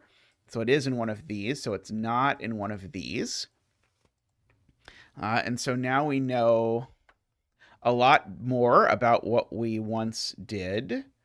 And so, yeah, so this Renbon in particular is all highs or all lows. And so I'm just going to arbitrarily make it yellow. Yellow in particular includes not 5. And therefore, all of these cells are whatever is not yellow. So these are all purple, we'll say.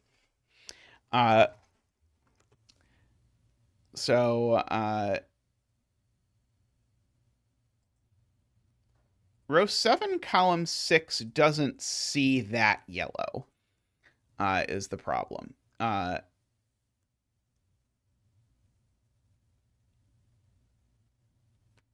Yes, these are also all purple, Emma wisely points out, because they also see the entire Renbon.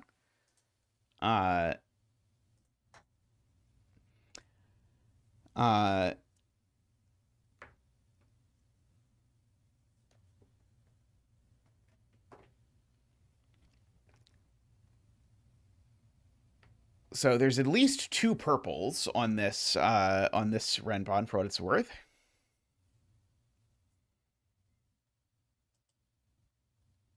Oh, this Renbon is monochromatic as well. And that color can only be yellow, points out Martin, because if these are both purple, that's 5 purples in the column. Oh no, there were supposed to be dancing penguins and there were no dancing penguins. That is like the worst kind of thing to have happen.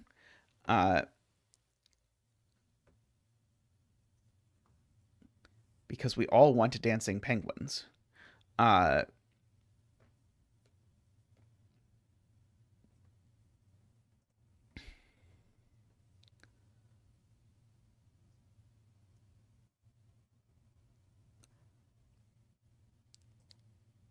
Yeah, I guess we are going to hit one of these is going to be the 5 on the diagonal.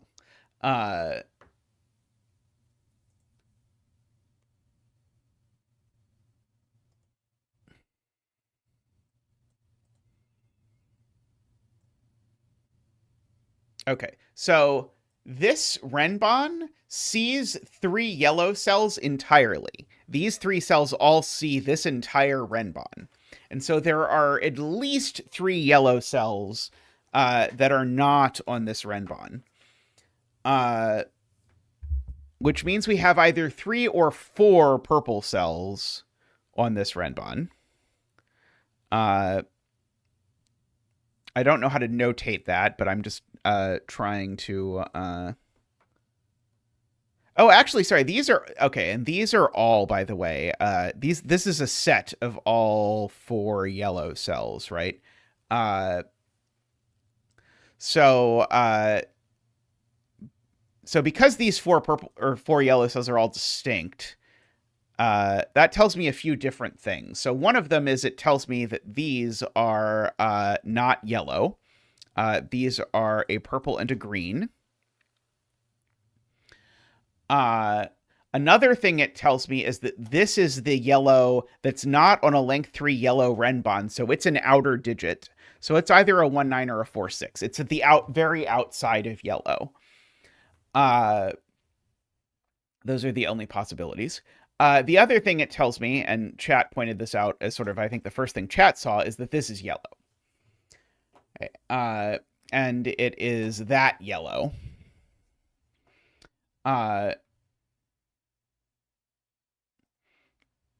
Oh, right. And these are both yellow now, points out David, because now we've got 3 purples plus 1 more purple here.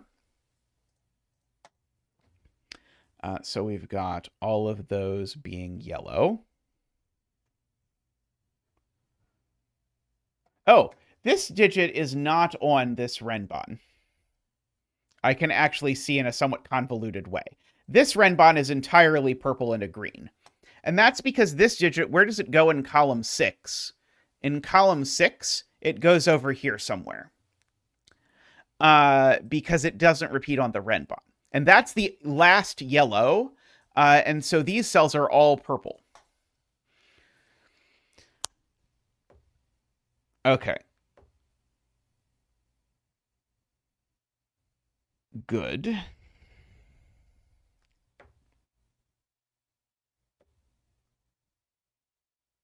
Yeah, we could catch up this. That's not a bad idea. Unfortunately, this isn't the one that I know is like an outer digit or anything convenient like that, but we'll do our best to somehow carry on.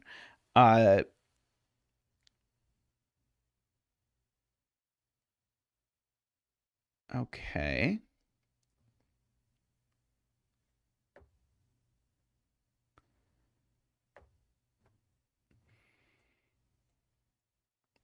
That's a good point. These 2 digits, Garion points out, are missing entirely from this Renbon. And likewise, these are missing entirely from this Renbon. So this Renbon we actually know has 4, 5, and 6 on it somewhere. So I guess that means I could write in that these aren't 4, 5, 6 because of the fact that the Renbon isn't extreme. And so these are from 1, 2, 3, 7, 8, 9, which is not the most useful pencil mark ever, but we'll take it.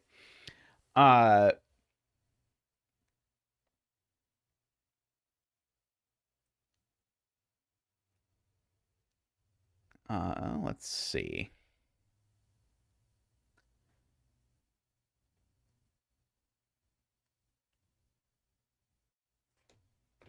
They are not extreme because there is both a yellow digit and a purple digit that does not appear on them, David, because these 2 see the entire Renbon. And so once you see a purple and a yellow, then you can't have all the purples or all the yellows.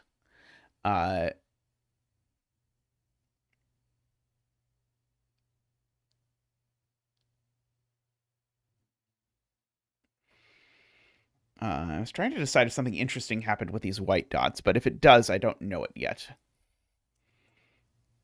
It was pointed out that this white dot down here effectively extends the Renbon. I admit I keep ignoring this white dot because white dots are offensive to the Renbon people, but it is worth noting that it basically means that this is the extreme digit of a 6-cell Renbon, kind of. I mean, I guess it effectively means that these digits are always from 1, 2, 3, 7, 8, 9, because we've basically got a 6-cell Renbon over here. So we know that these aren't the middly digits. Uh,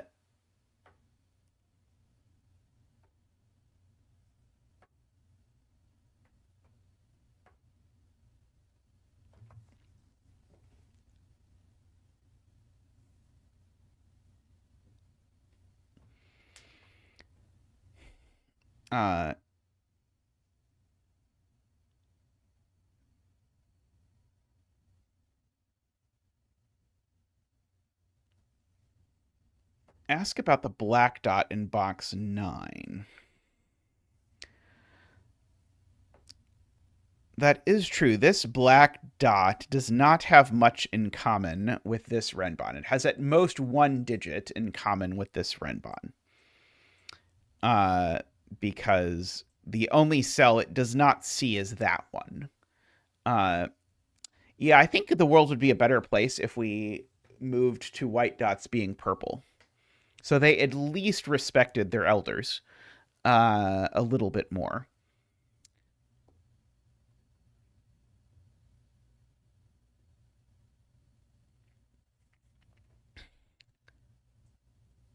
Do we know that this isn't monocolored somehow? Like, is there a problem that arises very obviously if this is all yellow or all purple? Uh,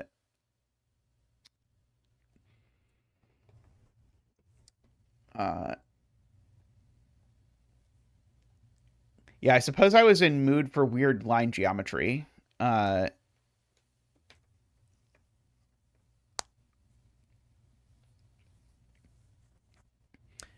uh, yeah, if this is a 3-6 or a 4-8, then that digit is a 3-6 or a 4-8 from this.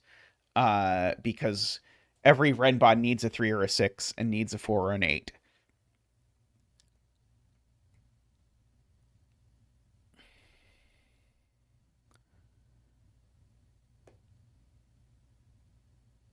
Yeah, I wish we could do something with the fact that this yellow we know is middly. Uh,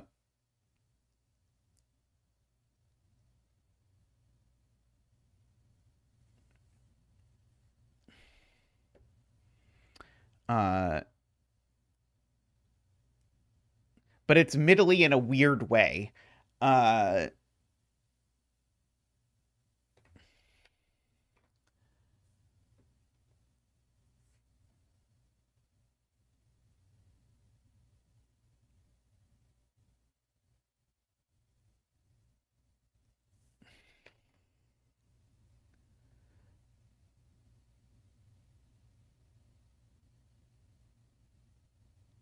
row 3, column 5 is 3 or 7. That might cause issues, Patrick says. Uh,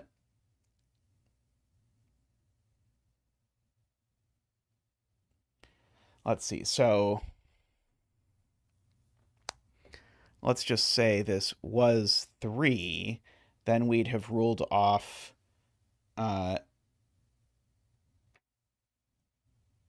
1, 2, and 3 from here.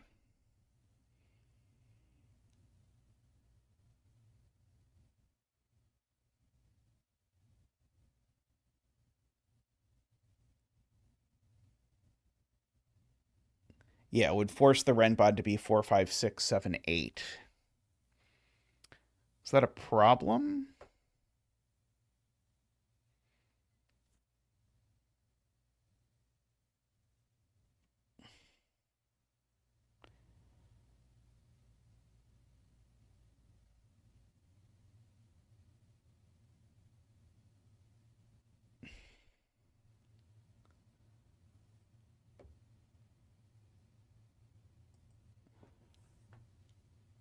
If this is 1 or 9, I'll go on the Renbon column 4 in box 2.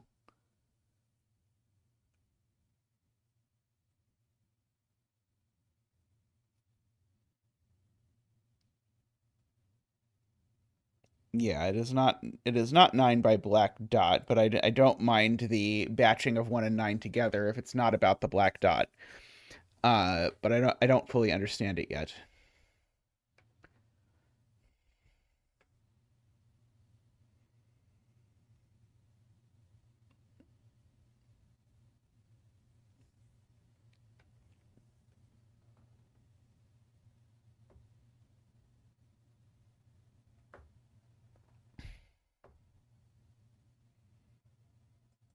Isn't it already on the diagonal, Garion?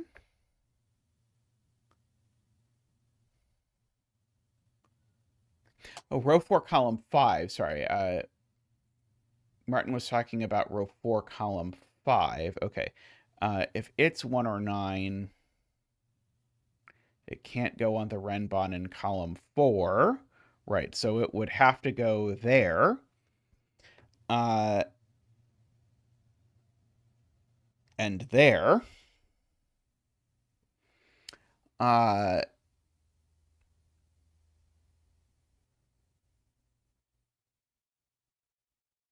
it would force both that and the Renbon in box 3 to be the same extreme. Yeah, the blue cells are cells that can't be 5, and the colored cells are also cells that can't be 5, Alima.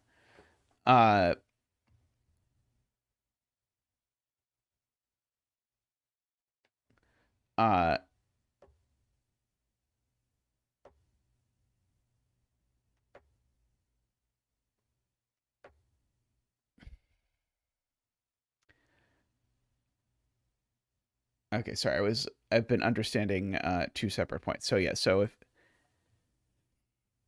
if this is 1 or 9, it definitely goes there. Because we know this Renbon does not have a 1 or a 9 on it. I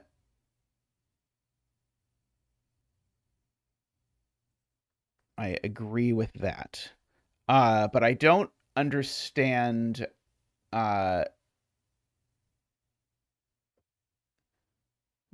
would force both that and the Renbon in box 3 to be the same extreme business, because this Renbon we explicitly know is not extreme. That is the thing we know about this.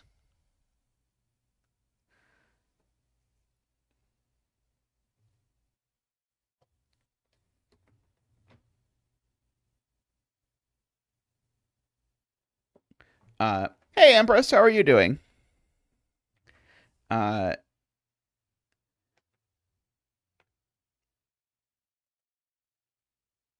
okay. So let's go back to Garion was saying if red is 4 or 6, then it definitely shows up here, and it definitely shows up here, because we know there's a 4-6 on both of these, because they're not extreme. And so that 4-6 would then be ruled off of these two entirely.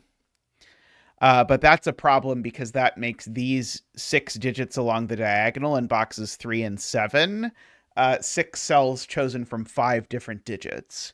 I do believe that. So this is not 4-6, is the upshot of that, because if it is, then we do run into this issue via what happens to these cells, and that's a pretty interesting thing that we have to be careful to avoid.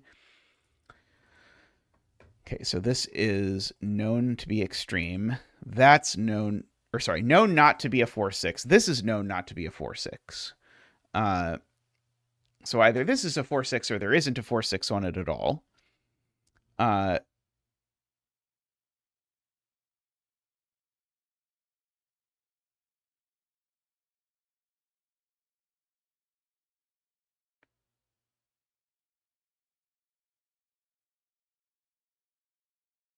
If this is a 4-6, can't we just put it on this Renbon?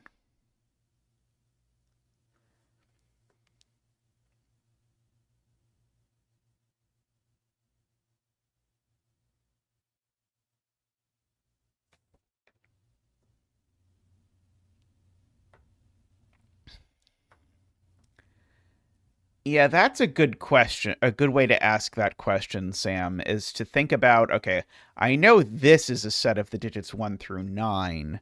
What happens when I add in these two to it? And maybe I need to add in a little bit more than that. I don't know. The sort of like, I'm afraid if I'm not careful, I'm going to go back to adding in all the cells together, and then maybe we will lose track of everything that I thought I had figured out, but I think probably that is the right line of reasoning to ask about.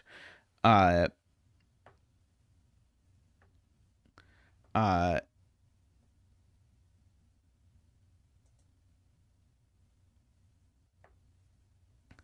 uh,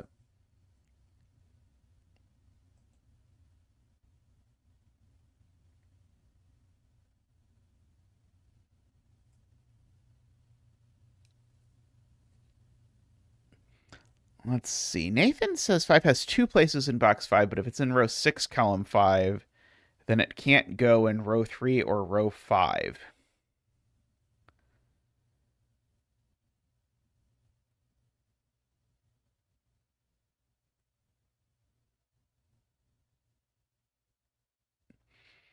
I don't quite see what's going on there.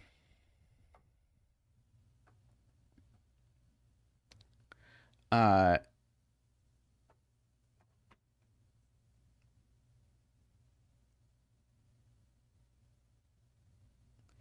uh, still really love to know that this has a 5 on it, which feels like a really natural question to ask, but I can't figure out how to use it. Uh,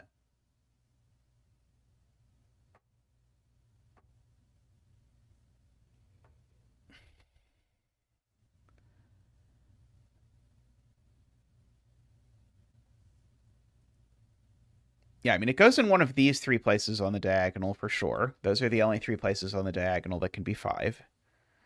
Uh,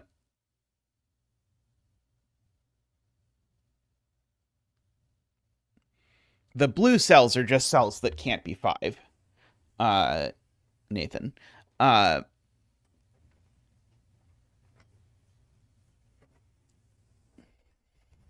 so, like, I know one of these 3 is 5. I know one of these 3 is 5. And I know one of these 3 is 5. Uh,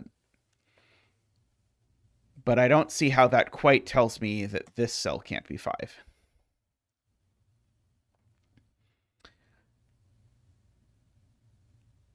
Let's see. We had a lot of coloring stuff that seemed very successful, and then a lot of stuff that was not successful. I mean, I guess I can also mark that this is not 4 or 6. While we are marking things that aren't 4 or 6, because we know that 4 and 6 are both on the 4, 5, and 6 are all on this Renbon.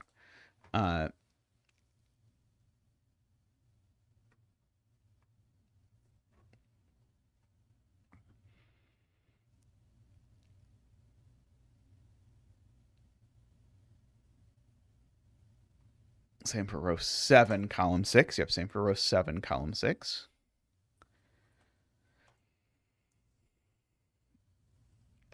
Okay, so the 4, 5, 6s in both of these rows are all on Renbon, or all on length 5 Renbon. In those spots.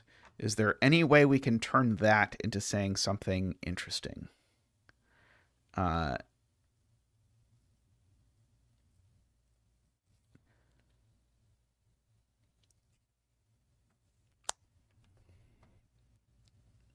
I'm not sure.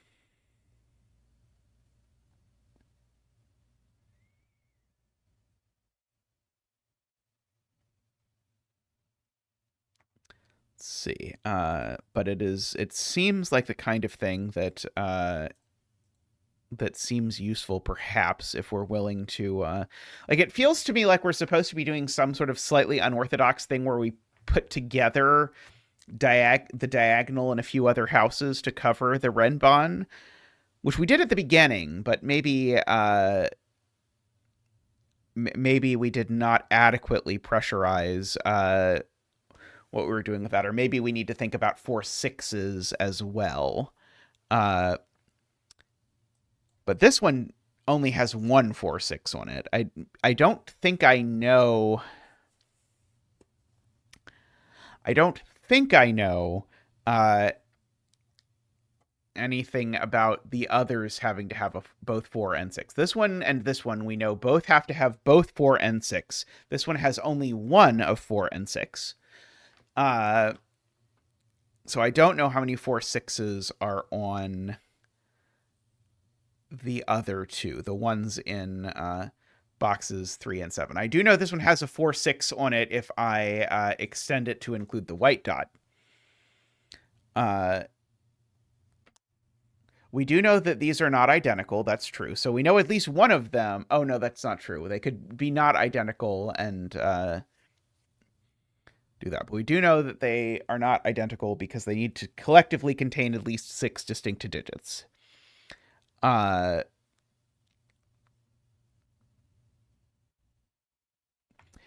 really trying to figure out how you could possibly make any use out of this thing over here. Yeah, one has a 4, one has a 6, and they might both have both. That is a good way to put it.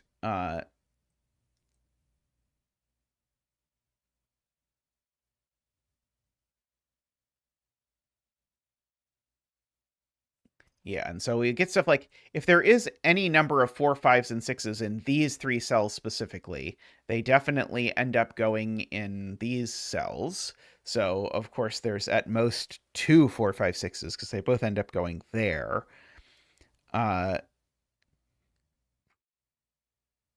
But I don't see how to sort of, like, I'm trying to, like, figure something out where the things chase each other around in some way, which ends up being a problem. Let's see. Take that. See, and this is continually the issue, is that if I want to actually highlight all of the interesting Renbon, I actually need to do that, which is, let's see, that is,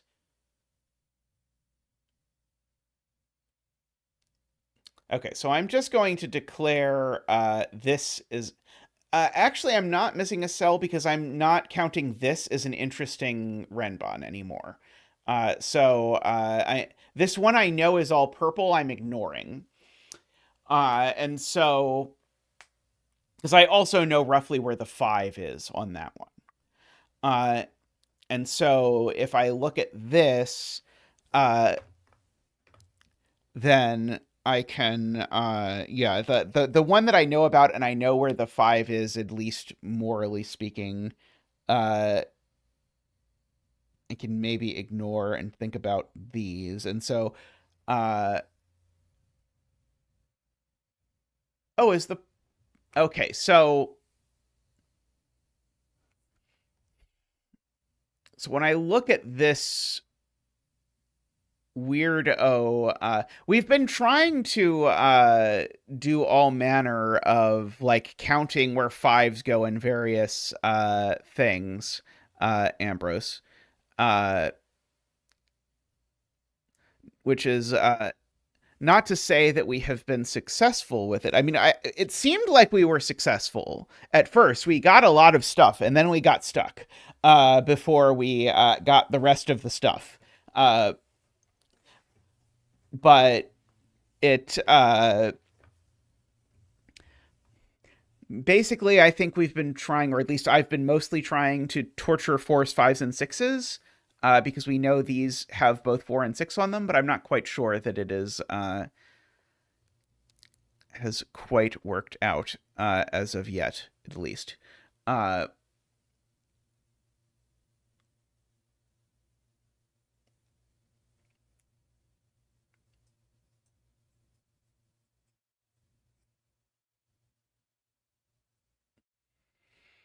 Uh,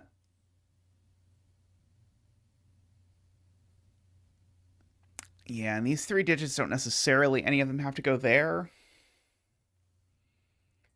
Uh,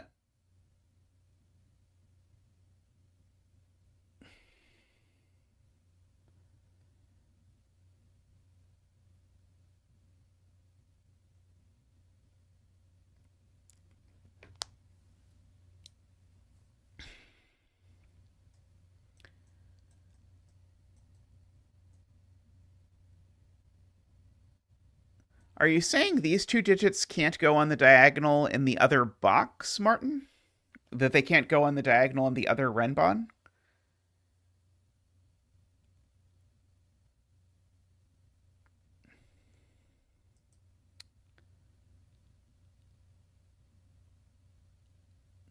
Yeah, I guess this is literally roped, isn't it? I don't think I'd fully absorbed that this is literally roped. Uh, but I think this is. But I think because all of these are yellow, this is actually roped. It's not just. It's not just all for show. Uh,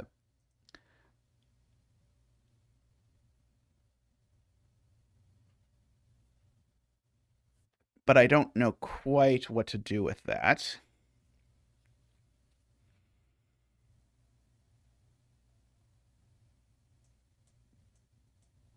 The I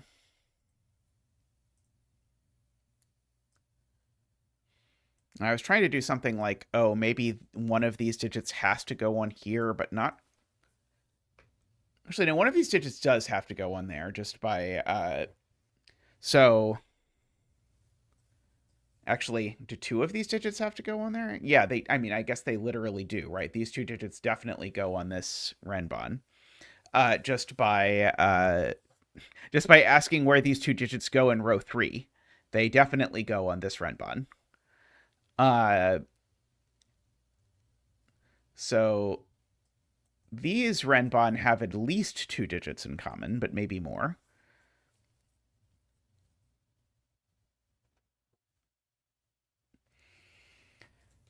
Yeah, let's see. Chad is asking, does 3-7 break this? So if this is 3 or 7, then this is forced because it's got to be 4, 5, 6.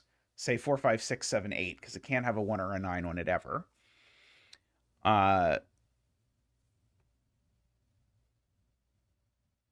I don't see how that's a problem.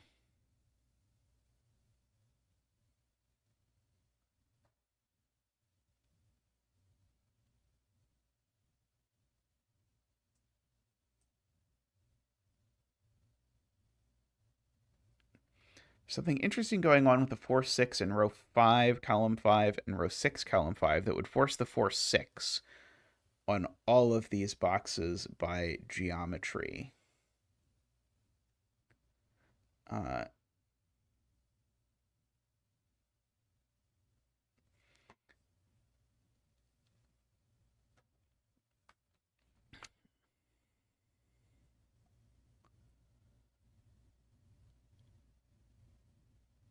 Interesting. Uh,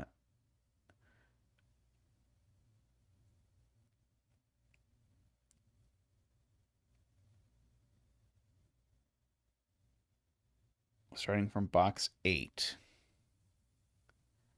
Uh,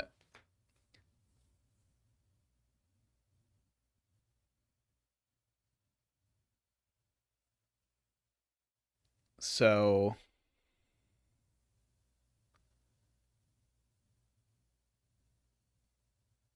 in box 8, you're saying I know the 4, 6s are down here. So the 4 and 6 in row 7 are both on these Renbon. Is that how you want me to start? Uh,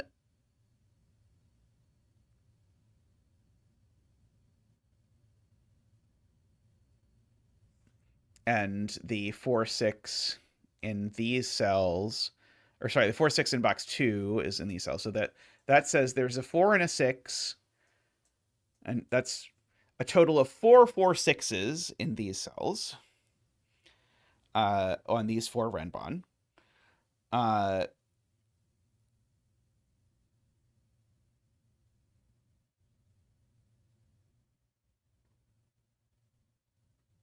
So that's the minimum. We need 4 more, right, in order to prove this.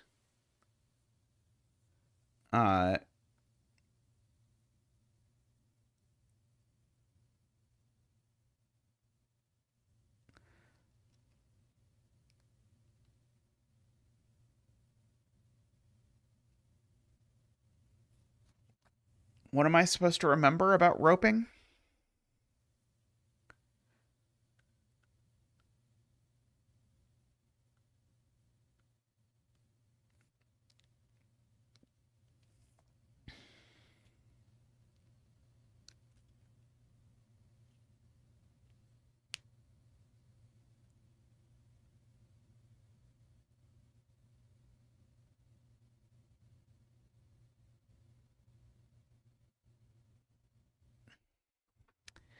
Yeah, but I don't know that they go on the Renbon. I know at least one of them goes on the Renbon. I know the 5 goes on the Renbon in particular.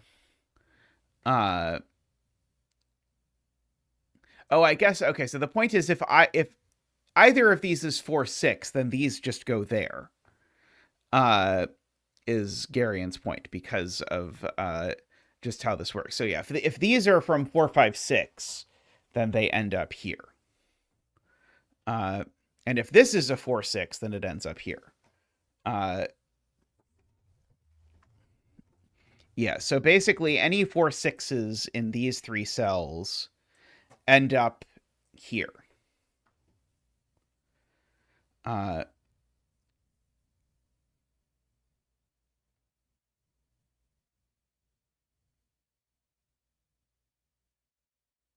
then those 4 6s end up here as well. So we already said there's at least 4. And so, yeah, if there's a 4 6 in here, then we get 5 and 6 4 6s on the Renbon, which is what we knew, right? We knew that each of these had 2 4 6s on it. So we're at now the minimum. And so where is the 4 6? Where is the extra 4 6 for these coming from? That's the thing I'm not seeing yet.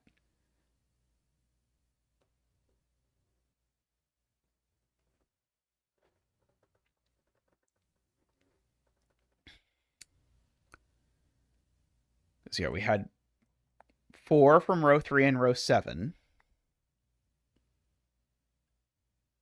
That's the 4 to start with. That's the minimum. And then we said if there's a 4 or 6 in here, it goes there, which then reflects up there. That would get us to 6. But I think the claim is there's 8 4 6s on these 4 Renbon.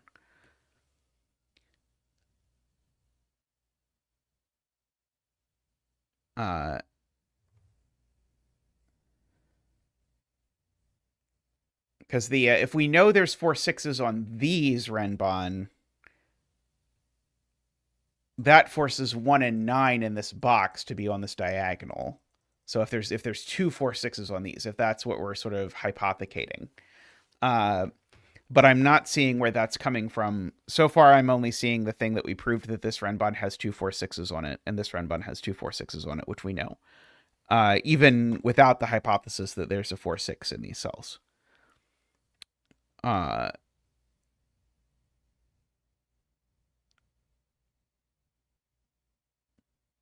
Yeah, the 4 6 goes on a rent. Both 4 6s go in there. That's where I'm getting 4 from, is that there's 2 4 6s in row 3 and 2 4 6s in row 7.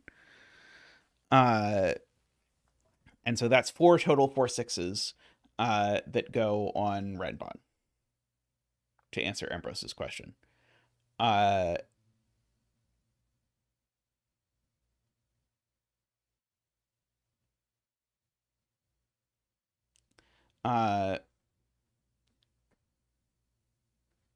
What do you mean by it's already on one of those Renbons, so it goes on the other?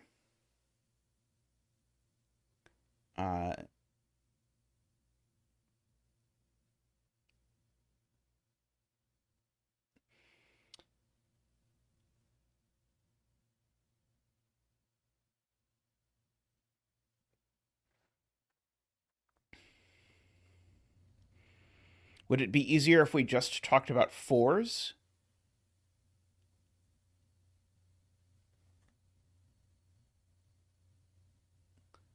So let's just talk about 4s. Let's suppose there's a 4 in these 3 cells. Then there's a 4 in one of these. And then by sudoku, there's a 4 in these. And so then we've said 4 goes on all 4 Renbon, which is fine. But it doesn't prove both 4 and 6 do that. And we know that you can't put both a 4 and 6 in here because this would end up being a 4-6 pair, and it has a 5 in it.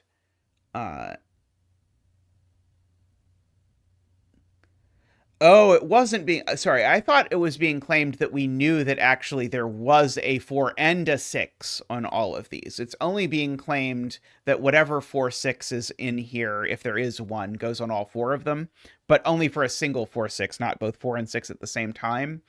That makes sense. I see.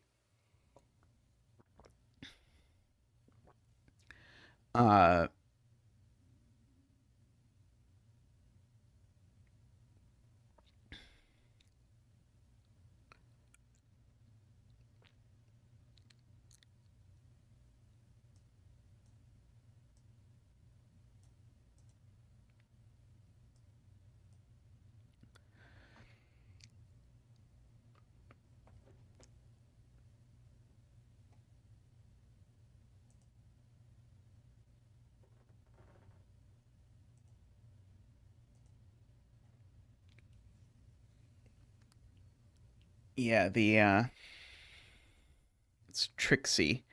Oh,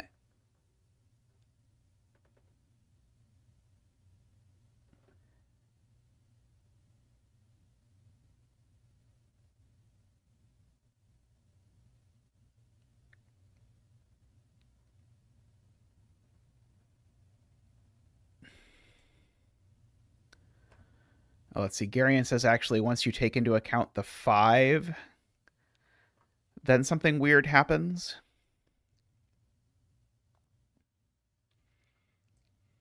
So if these are a 4-5 pair, then those are a 4-5 pair, and those are a 4-5 pair.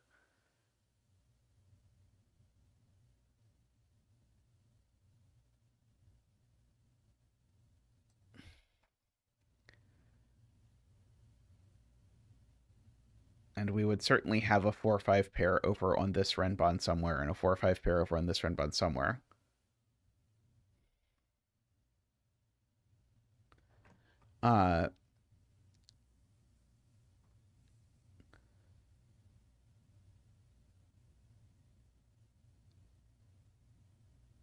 Oh, wow. Yeah, that's incredibly strange. Yeah, you're right.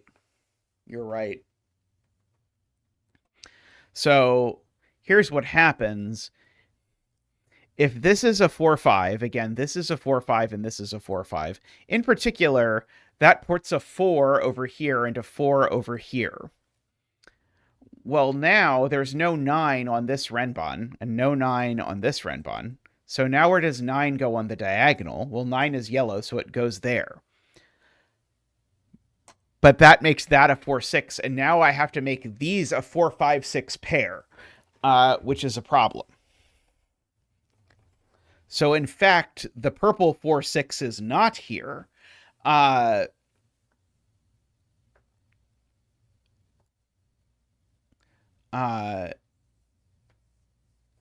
is very strange. I feel like we're supposed to like ask about like the extreme digits on the diagonal or something like that to get to this. Like I feel like there probably is a natural way of asking this that got us there.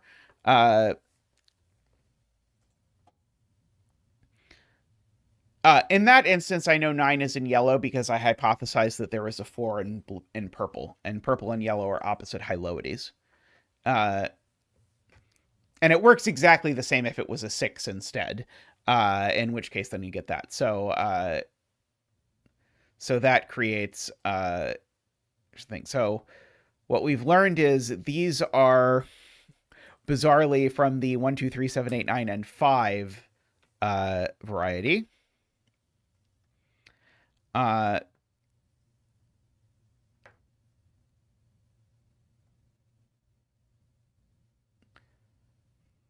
So we do actually have to start putting some 4/6s into this column somewhere, I suppose, but I don't quite see. So yeah, one of these exactly is the purple 4/6. Oh, so what that says is one of these is extreme. Oh, no, it doesn't. Sorry, it doesn't say that because there could be a purple 4/6 in those cells. Oh, in fact, actually, oh yeah, never mind. Sorry. We know there's a purple 4/6 in these cells for what it's worth.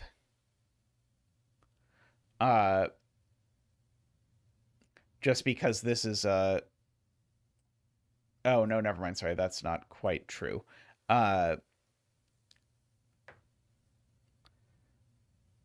Yeah, we know there's a purple 4/6 in these cells now.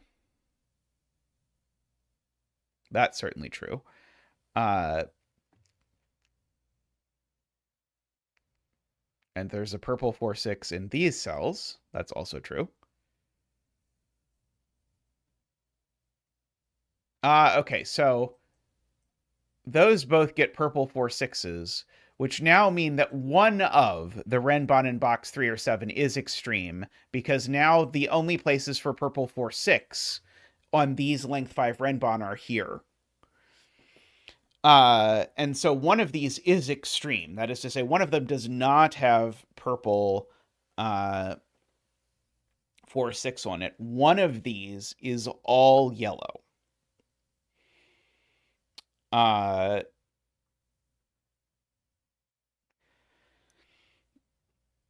Now, can we get anything out of one of them is all yellow? Well, the other, therefore, has no yellow along the diagonal, for whatever that is worth.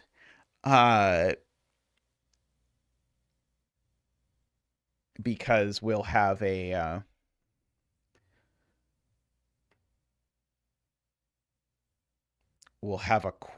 quad of yellow along the diagonal from the other side.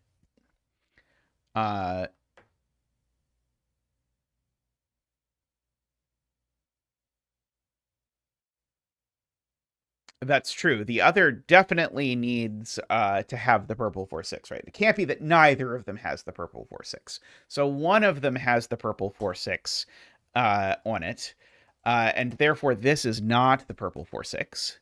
Garion points out. I agree with that.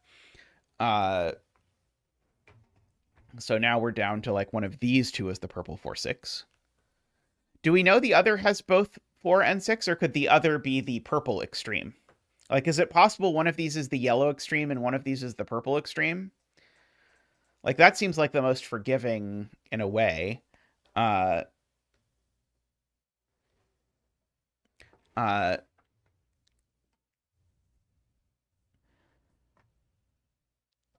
See, Martin believes they both have to be extreme. That would be quite nice if that were true.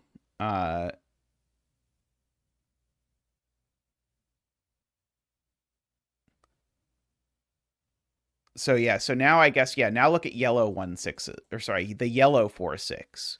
We get one yellow 4/6 along this diagonal. I'm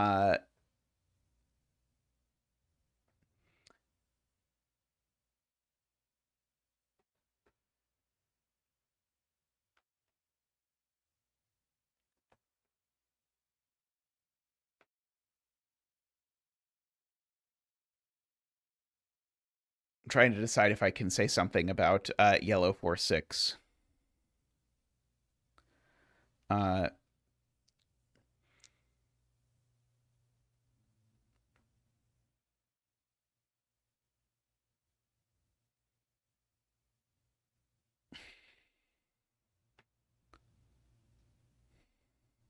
Yeah, if this is 1/9, it goes there.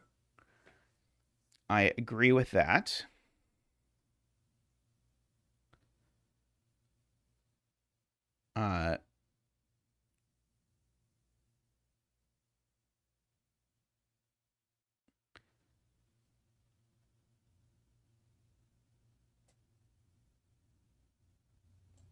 Yeah, so if this is the all yellow Renbon Jim points out this is purple 4-6.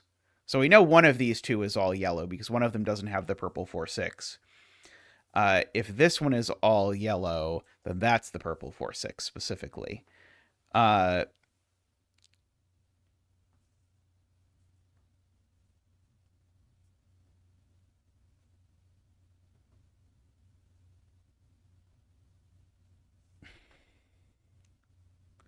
Oh, right. This can't be right.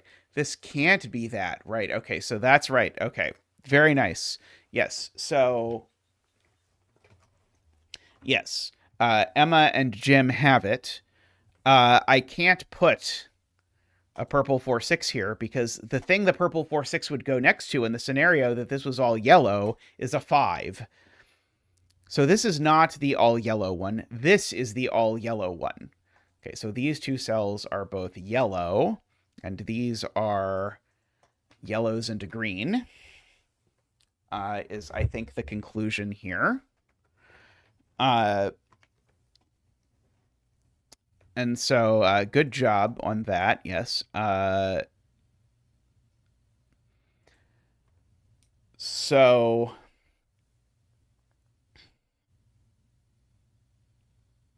yeah, so the rest of box 3 is purple. That is a very good thing for me to fill in.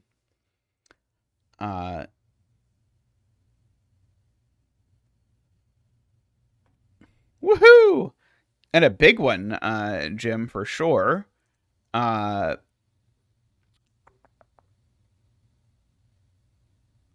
Sadly, it's not 4 yellows on the diagonal because I don't know that this isn't 5, I don't think. If I knew this wasn't 5, then I would know about that.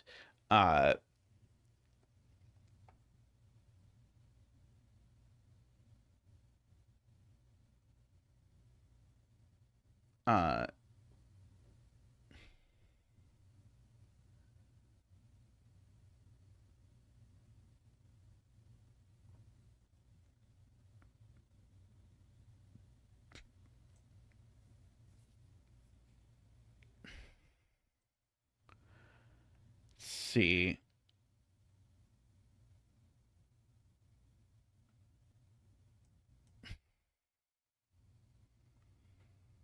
Yeah, these are a yellow and a 5, right? We now know. Garion points out because these two go over here. The Emma says this proves the box 7 Renbon is not all purple plus 5. What proves that?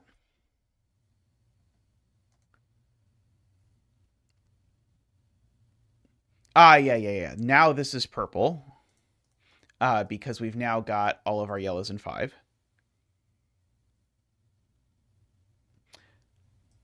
Oh, right. If these were all purple, that would be exactly the same problem, right? This would still end up being 4. This would still end up being 5, and it can't be. That's probably like the whole point, is that this is also a not extreme Renbon.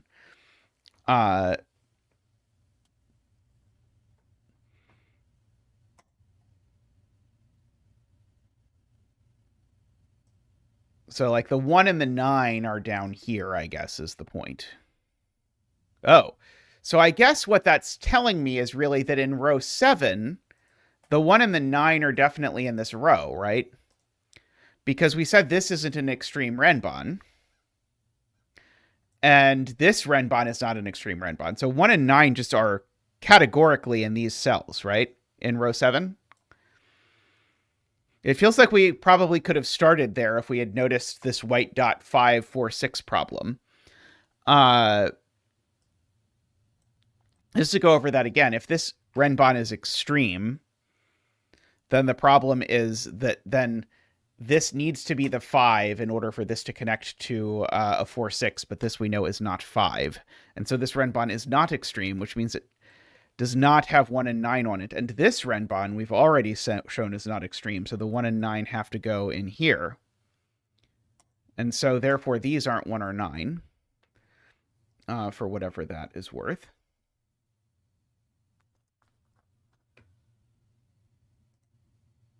Row 4, column 5, not 1, 9 by box 2 coloring. Right. Yeah, because this now goes on here now. So now this is 4, 6. Making some progress. So now this yellow goes down here with the green. Because we know the yellow joins the green down in these two cells, since that cell can't be yellow. So these are 4, 5, 6, if you like. Oh yeah, and so now this is purple. Okay, and so this is now forced to be the yellow 1, 9, because we need to have a yellow 1, 9 in here. So that being the yellow 1, 9 tells me that this is the other 2, 3, 7, 8, which I guess I also kind of knew because of that.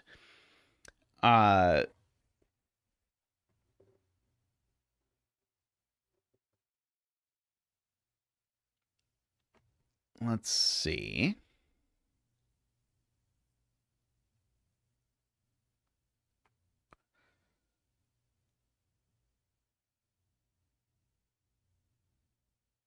We know one of these is the purple 4, 6. One of these is the 1. Am I supposed to see that this can't be 1 because of the black dot somehow?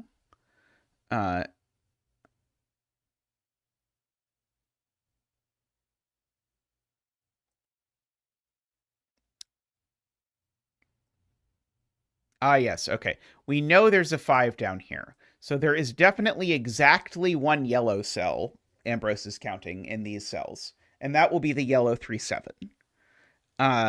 So this is the yellow 3, 7, and then the purple 3, 7, and then the purple 2. Wait. Sorry, yeah, we get exactly one. So we actually, I think we can figure out exactly what these all are by Ambrose's point. We're going to get the purple 4, 6 and the purple 3, 7 and the yellow 3, 7. So none of these are going to be 3, 7, right? Because we know there's exactly one more yellow cell. It can only be the yellow 3, 7, and then we just have to go up from there. So these are all from 1, 2, 8, 9.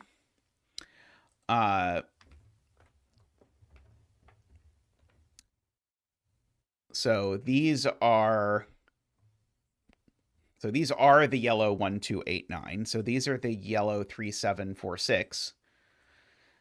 Sorry, the purple 3, 7, 4, 6. And so there's no 3, 7 in these cells. Hey, Joel, how are you doing? Okay, and these are, yeah, I guess I can't quite say exactly what those are yet.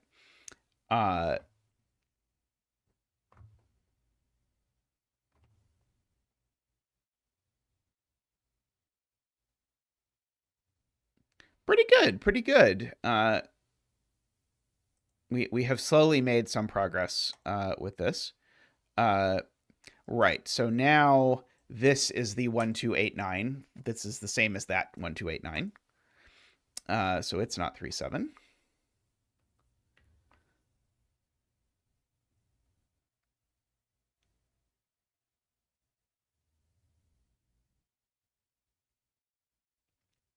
Do we know this isn't the yellow 3, 7?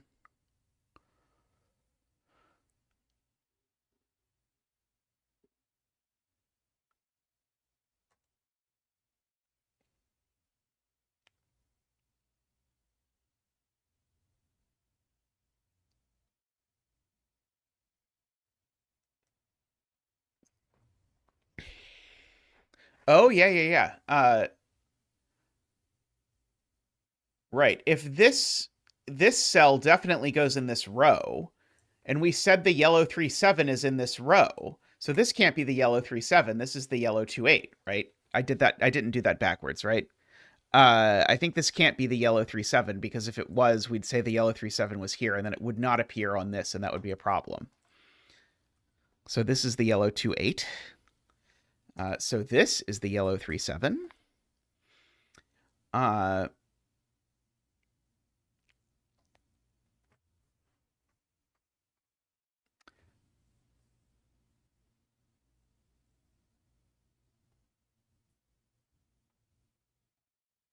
Right. And so now this cell I know is not ketchup, Patrick points out, because ketchup is in one of these two cells. This is not ketchup, so it's not the 2-8. It's the 1-9. And so these are the 2-8 and the 3-7 of yellows. And so one of these is yellow 1-9, which is maybe not the most useful.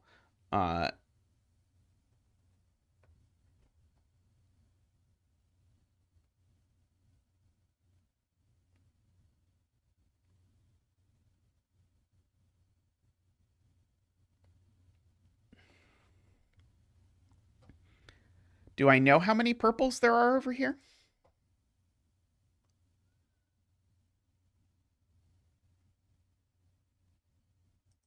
Oh, right, right. One of these is the yellow 1-9.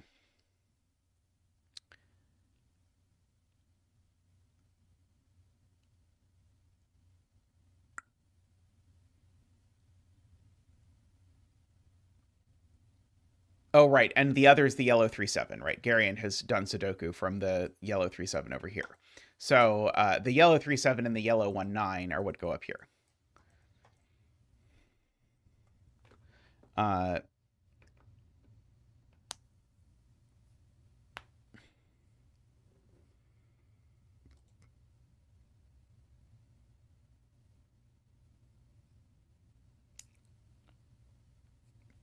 Okay, so if I just filled these out, they would be 1-9 or 3-7. And so Ambrose's point is now we've actually disambiguated high and low because you can't put a 7 or 9 on a black dot, which means this is actually low, which actually gets us, believe it or not, a digit. This now is low because now yellow is low, so this is now 2.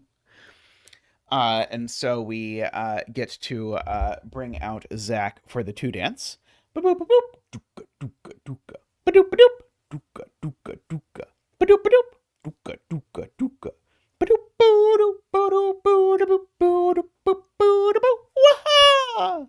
Thank you, Zach. Thank you.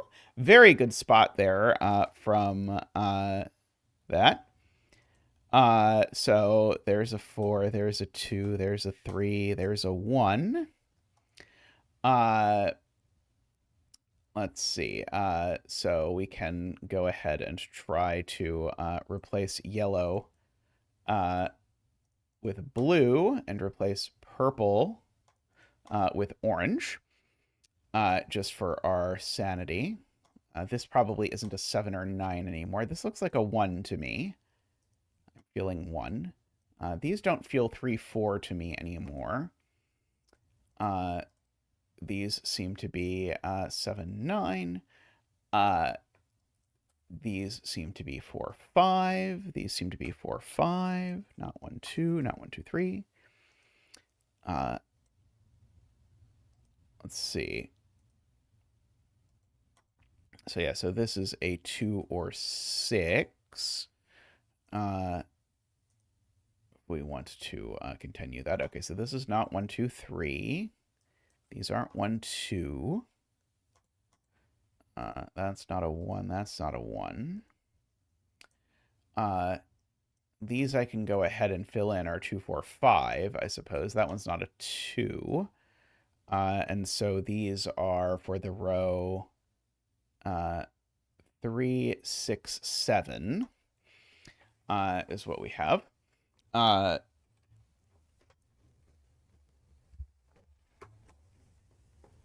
Okay.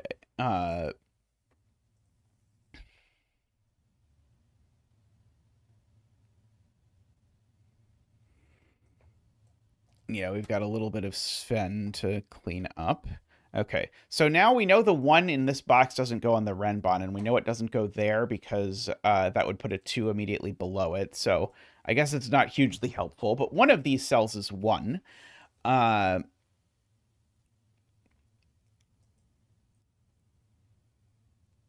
Let's see.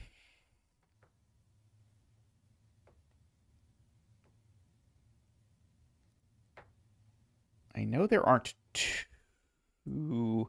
Yeah, we know there's a 6 up here, I guess, is one thing to say, because we said there's both a 4 and a 6 on this because it's not extreme. So this is certainly from 1, 2, 4, 8, at the very least. I guess I argued there wasn't a 4 on the, or there wasn't a 3, 6, or this wasn't a 3, 6 in the most complicated way possible, because there's a 3 literally looking right at it.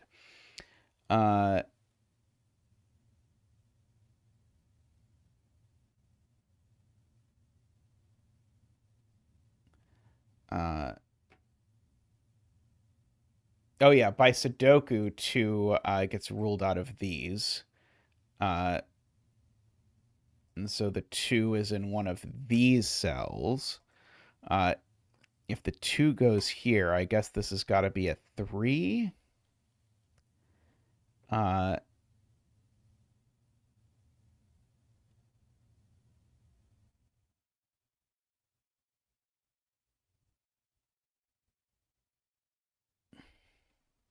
Oh, it sees a 3 on the diagonal, right? Or it can't be a 3 because there's a 1, 3 pair up there. So right, so this is never 2. So actually the 2 is in the row. That's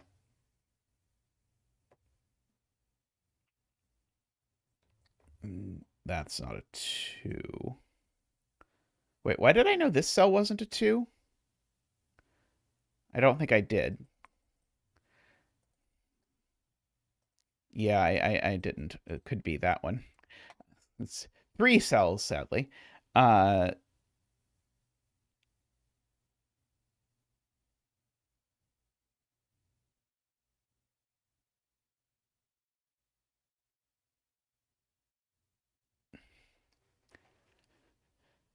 there's definitely a 6 in one of these cells just by the diagonal. I agree with that.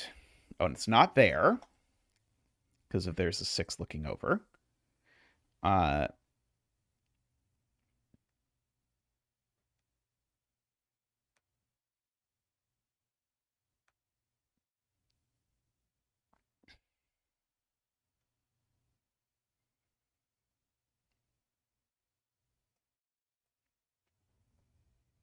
Okay, what can these digits actually be? Let me actually write this out. Okay, so we can't go up to 9. That would be too extreme. And we can't even actually go up to 8 because of these 7, 8, 9 businesses here. So certainly these are at most 7.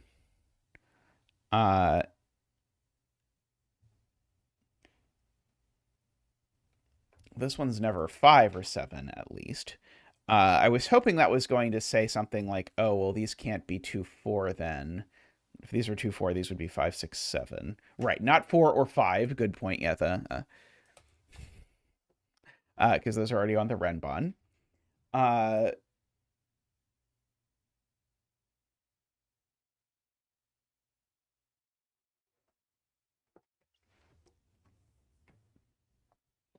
Okay, so 2, 3, 6, 7 is the answer.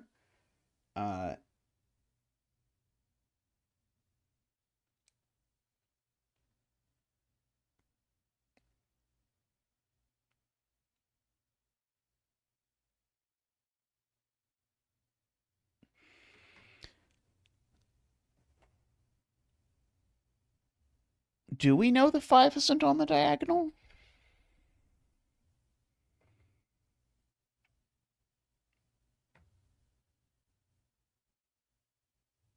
We do know there's a 4 and a 5 over here. That's probably worth marking. So these digits are never 4 or 5.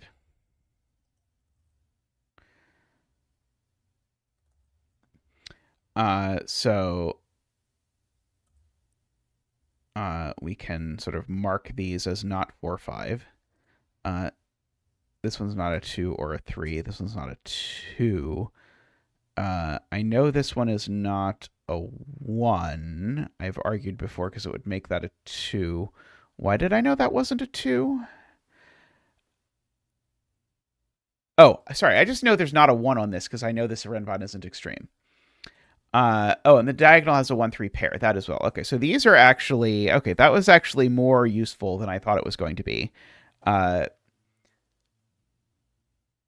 Because once the 4 and 5 are gone, then these are just both big. And there's no 9 on this Renbon because we previously noted it wasn't extreme because it would break that cell.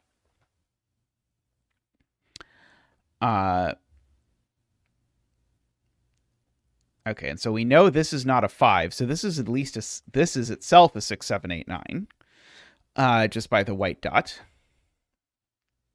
Oh, and it's not a 6 because we know the Renbon has a 6. And if it was a 7, we'd break these two. Sorry, I got rid of the 9 when I shouldn't have. It can't be a 7 either, because if it were a 7, these two cells would both have to be 6.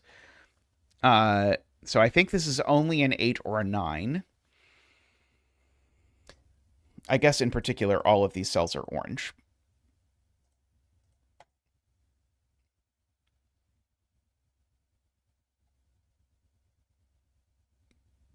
Oh, right. So now that can't be the 6, right? Because the...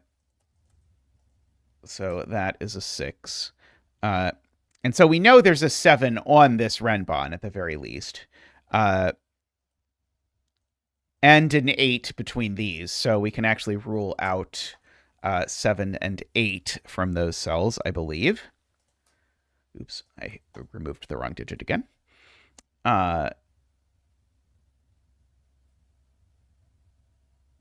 Oh, and so there's no 2, because then you'd go at most 2, 3, 4, 5, 6.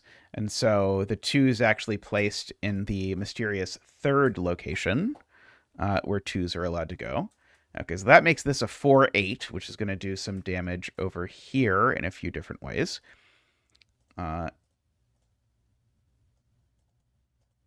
Like that, for example. And so now that 8 looks over there and makes that a 9 and that an 8. So we've got a 1, 3 over there. That has become a 6 and a 3 and a 1 looking up there. These have become known. There's something, something, and something. The something is not 3. Purpley 4, 5, 6, 7 is a thing. These are blue. The other blue.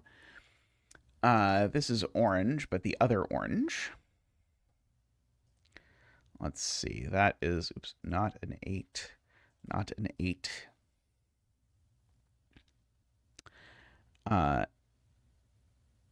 That 4, 5, 7 looks over, so these aren't 7. These are just 2, 3, 6.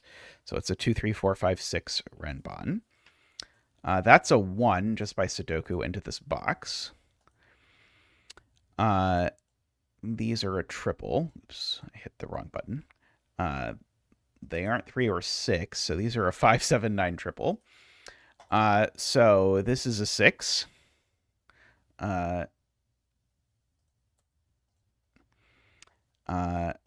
This is a 7 or... Oh, this is just a 7, actually, if you look at the row. So those are an 8, 9.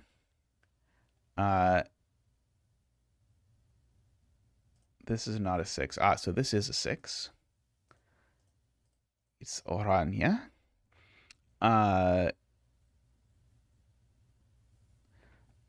Okay. Yeah, so now this certainly comes from 1, 2, 3, 4, 5. So these are all in particular blue or green, as Ambrose points out, because the 6 is gone, and so I can't go above 6 because there aren't enough numbers above 6. And so there's always a 2, 3, and 4 on it, for what it's worth. So one of these cells is a 4. I'm not thrilled about marking that.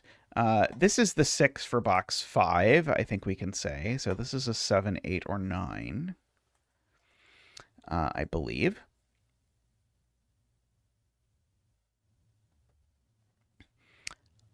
Magically, that became a 3 and a 1 and a 2 and a 3.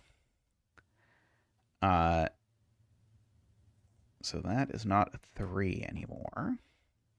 This isn't a 3 anymore because of that would be a 6. So now actually that's a placed 3. If this is a 2, then this is a 1 or a 4, or it's a 3 in all other cases. So in all cases, this is blue. Okay, so these numbers are at least as big as 4.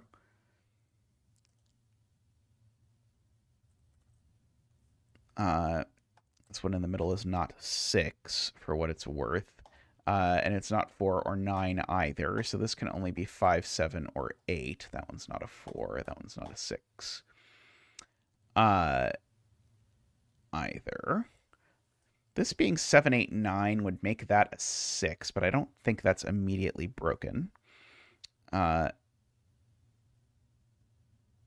There's a 3 on this Renbon that's up here, Garion points out, and so there is a 3 down here, and it's in fact exactly there, making that a 6. Good spotting. So that is a 2. Makes that not a 2, which makes this a real 2.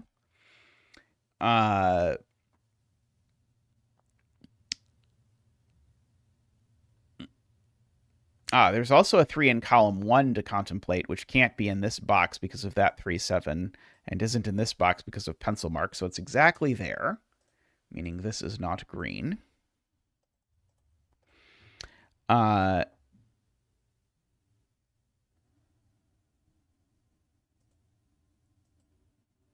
Right. Now there's no 4 on here because of that 4, 5, Patrick points out. So now 5 is the lowest. So now this is never a 5. So now the middle is a 6. And so because this can't be 6, now these can't be 5. Yeah, the Kropke chain is an ordered Renbon. That's right. So now these are all, in fact, actually high, which actually makes this a 5. Which makes this a 4. The one thing to be wary of when translating Kropke chains to Renbon, which is not relevant in this puzzle, is that if it crosses boxes, like if you have a Kropke chain like this, beware it can repeat. And that will get me every now and then. And by every now and then, I mean actually quite often. So that 5 has now made this a 9. Which has now made this a 5. Haha. And so that is a 7 and an 8. And a 7 there. So now there's no 9 up here. So now that is an 8 and a 6. That is a 9 and an 8. That is a 4. Let's see. That is an 8 and a 9. Let's see. That's a 9. So these are 6, 7, 8. Oh, that's a 6, actually, if I just look at that, which makes that a 7 and a 6, which now makes that a 7 and an 8. So that all resolves. These are both that color. This is blue. That's orange. 9, 7. Let's see. I bet I can paint Sven in this box. So we can blue these, a 2 and a 1. Okay, so there was, in fact, a 5 on this. My hope that we were going to prove that there wasn't a 5 on this early in the puzzle did not come to fruition, we'll say, in that it turned out there was. The rare time when Zeta was wrong, we'll call it. Usually I think the Zeta prophecies are pretty good. Let's see. Yeah, proving no 5 would have been quite tricky, as it happens. Let's see. So this is low. This is high. 1, 3. This is orange and an 8. While we are at it, this column needs a 9. Sure does. I have done some Renbon puzzles of comparable difficulty to this, but this is certainly on the high end of hit a random button. This is certainly on the high end of Renbon puzzles that I have done in terms of difficulty. That is orange, that is blue, and blue. Let's see, that's going to be orange. That's going to be blue. And that's going to be orange if I did that right. Let's find out. So 197, 459. Oh, I didn't actually uncolor this. I see. No green. No blue. 4, 5, 1, 2, 8, 2, and 4. Woohoo! We survived. It was a challenge, but we got there. You can definitely find the Zeta Prophecies in your airport bookstore. I suspect there was probably a slightly better way to look at what was happening on this diagonal. Like, I think probably the key was to notice that this white dot actually told us fairly early that this couldn't be extreme, because of us knowing that couldn't be a 5. And that probably would have made things a lot smoother, but we sort of stumbled into it somewhat backwards, I think. But there's a lot of cool stuff going on here. I suspect we just didn't find the right way to ask the question earlier. But I think that was probably the thing we didn't ask that was maybe natural enough. Alrighty, I'm going to take a quick break. And I'll be back in just a moment.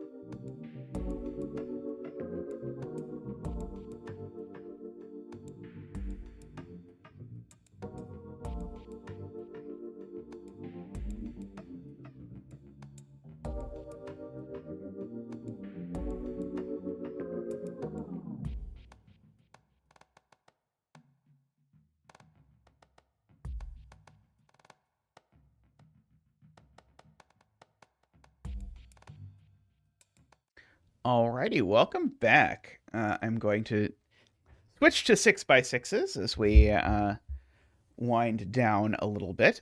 Plus, Tristan made me a thing to find random 6x6s that we haven't done, so we're going to do that.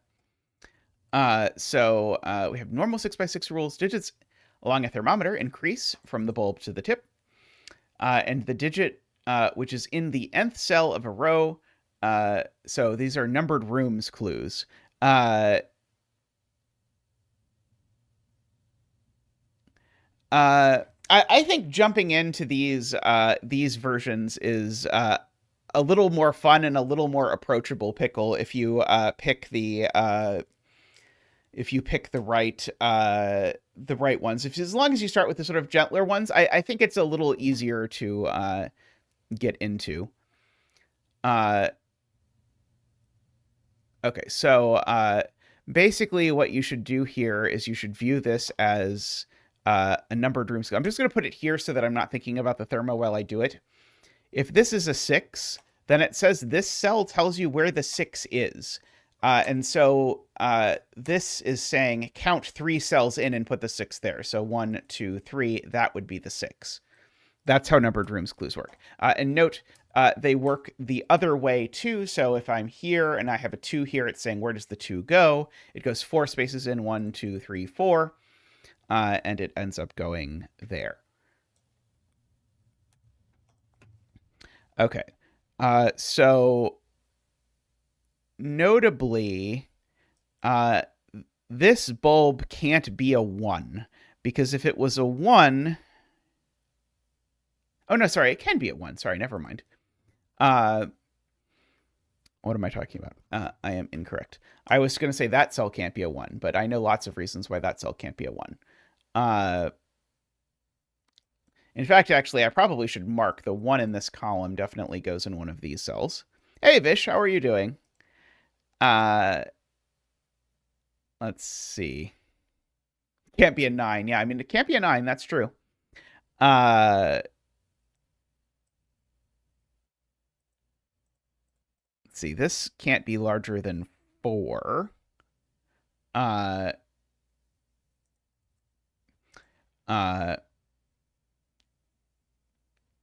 Because of that. Let's see.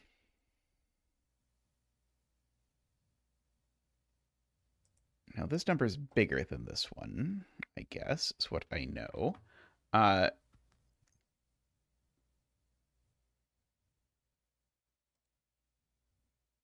Oh, yeah, this can't be 2, actually. Garion is completely right. If this were 2, it would make that a 1, but it would also make that a 1, which is not allowed. So this is not actually 2. This puzzle is just from my Discord. So on my Discord, I let anyone who wants to submit 6x6 puzzles for us to do at the end of stream. By the way, there's a 1 in one of these 2 cells, and I probably should have seen that right away because it places a 1 there. And ergo, we can do our 1 dance. This is kind of a 6x6 and kind of an 8x8, so I'll allow Zach to do the 1 dance. Boop-boop-a-doop, woo! Ba-doop-a-doop, wah! Ba-doop-a-doop, wee!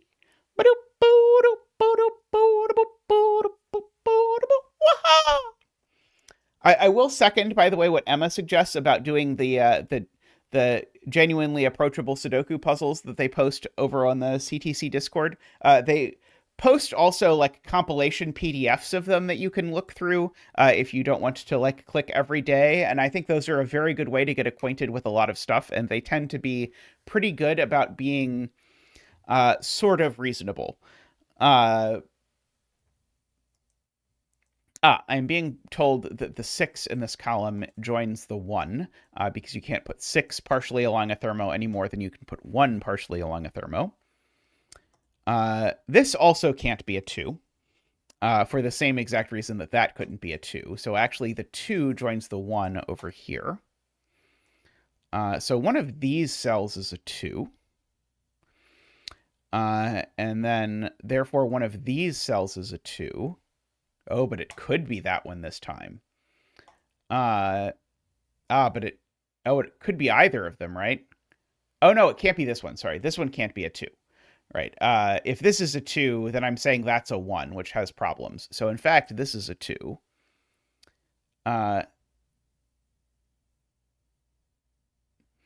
And so that's a 1.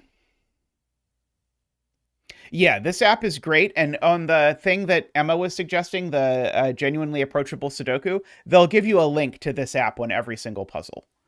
So you can just do everything in this app, and it's totally free.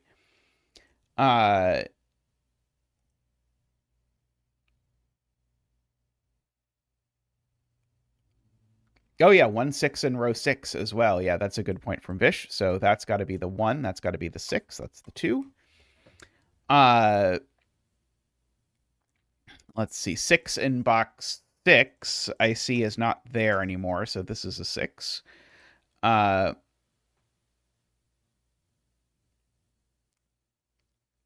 see. There is a 2 in one of these cells.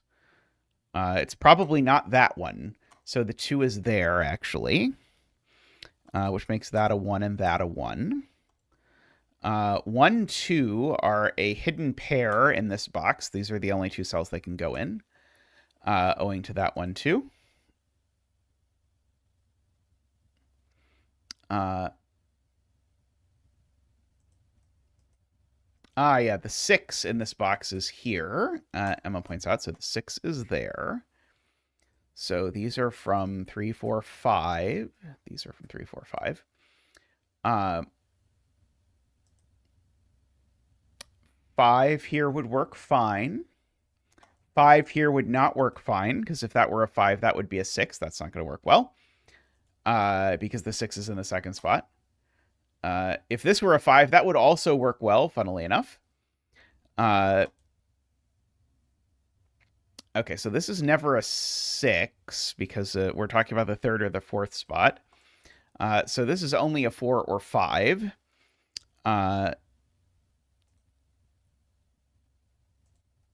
Okay, let's see. These are 3, 4, 5.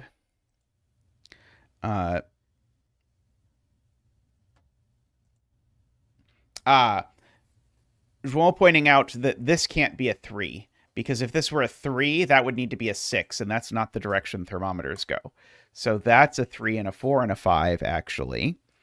And the 3rd spot is a 1, so I can fill that in.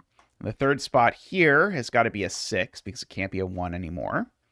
That 3, 4 looks up, making that a 5. Making that a 6. The 5th spot here, if I count down, is a 4. Let's see. There are 3 and a 5 over here. The 4th spot in... Right. This can't be a 5. Right. The 4th spot in is a 1. Thank you. So this is a 5 or a 6 in the 4th spot. I don't know which one, but I know it's a 5 or a 6. If this is a 3, it puts a 5 there. If this is a 5 there, it puts a 6 there. Oh, we can also do Sudoku on 6s. I am being told that is allowed in this puzzle, so that I can place the 6 there, in which case then that is a 6. Let's see. So one of these two is a 5.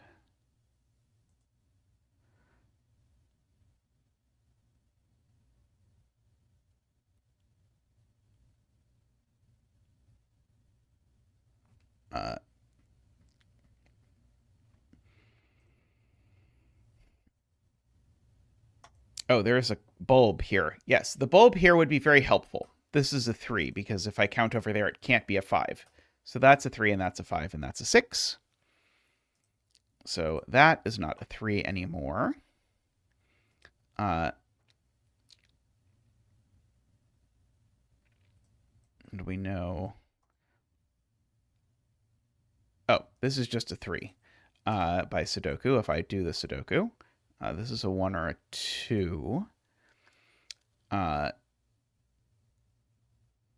Let's see.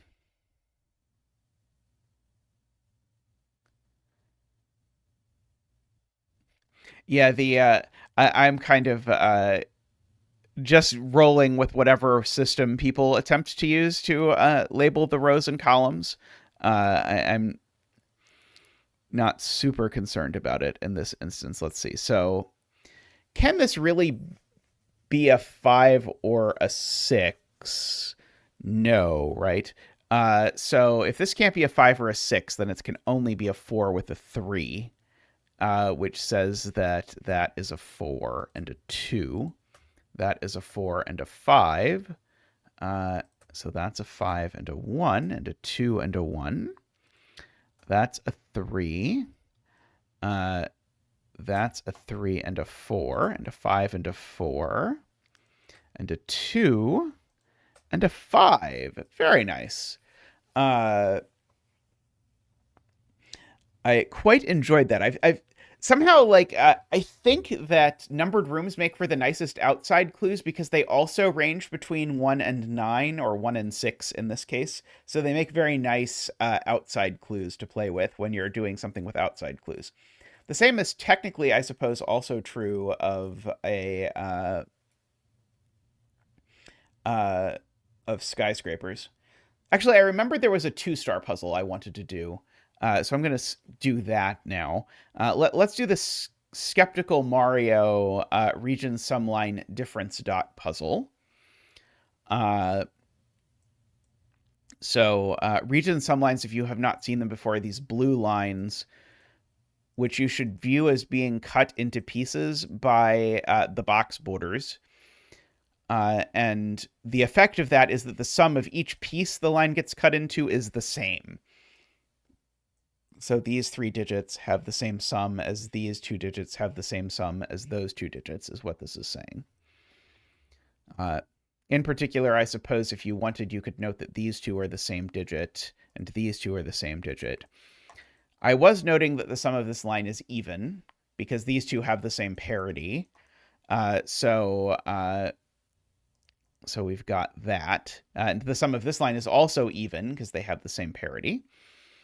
So it's not 15 and 15 like it would usually be.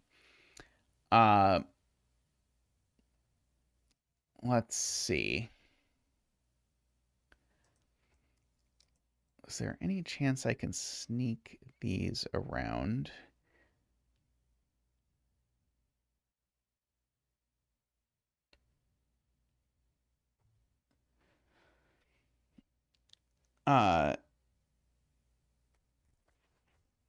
Yeah, so these 2 have the same parity. So the sum here is even, which means these 2 are the same parity.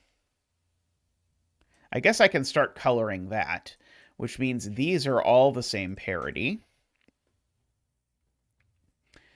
And that's kind of interesting. I mean, it's especially interesting if that parity happens to be even. But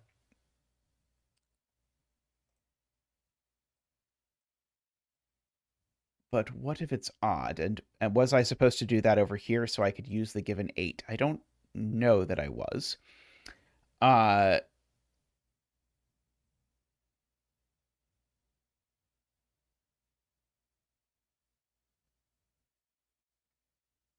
If purple is even, the sum would have to be 10.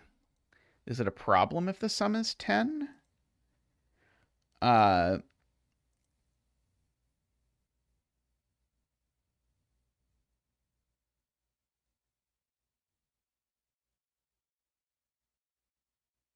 I know they aren't both 10 because the sum here would be too small. I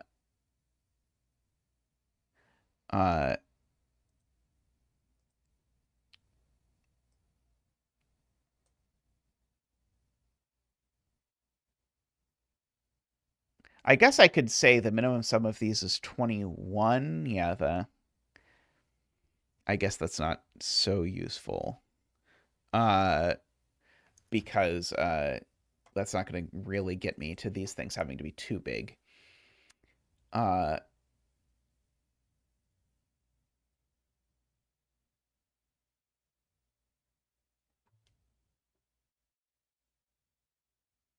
Okay, and these two numbers do differ by 2. So, we, I guess, know the number is... Oh, I was going to say we know the number is 2 mod 4, but that's not quite right.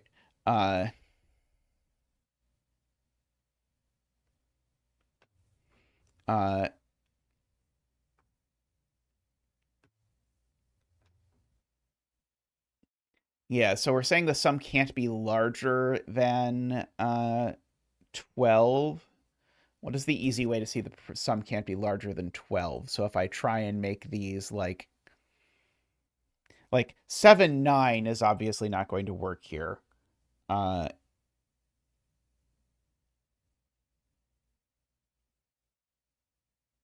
Because like I can't put a 9 in one of these cells at all.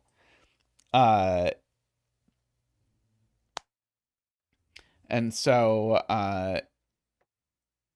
you can't use an... If you use an 8 in here, then you'd use a 7 and a 9 over here, and so then you couldn't use a 6, and so it would be 4, 8, right? And so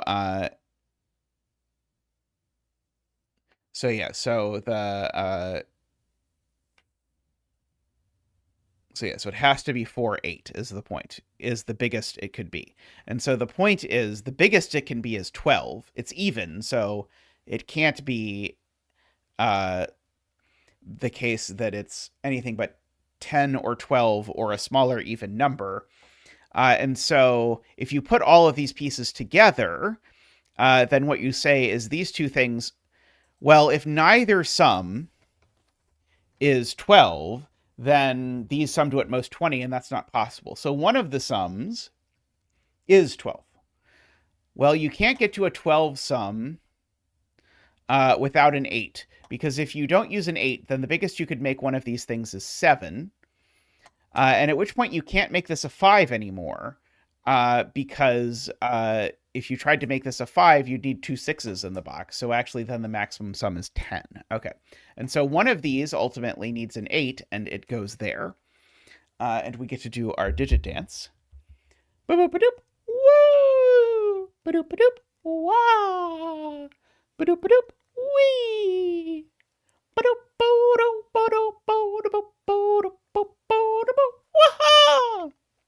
Thank you, Zach. Thank you. The things people put in 2-star puzzles these days, good lord. Okay, so that's an 8, that's a 4. These are even. Oh, I guess I should not use that blue for even. I'll use my bespoke blue for even, and that for odd. 7, 9, 3, 5, and then we'll go ahead and we'll put 2, 6, and 1 over here. Well, that one's not 1 or 2, so this just is a 6, which is even. And so these are either 2, 4, or 1, 5.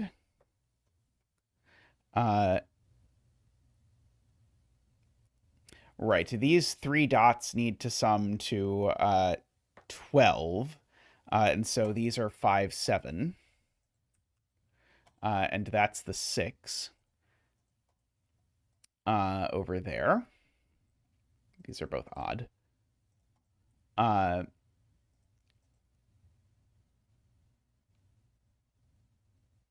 Let's see.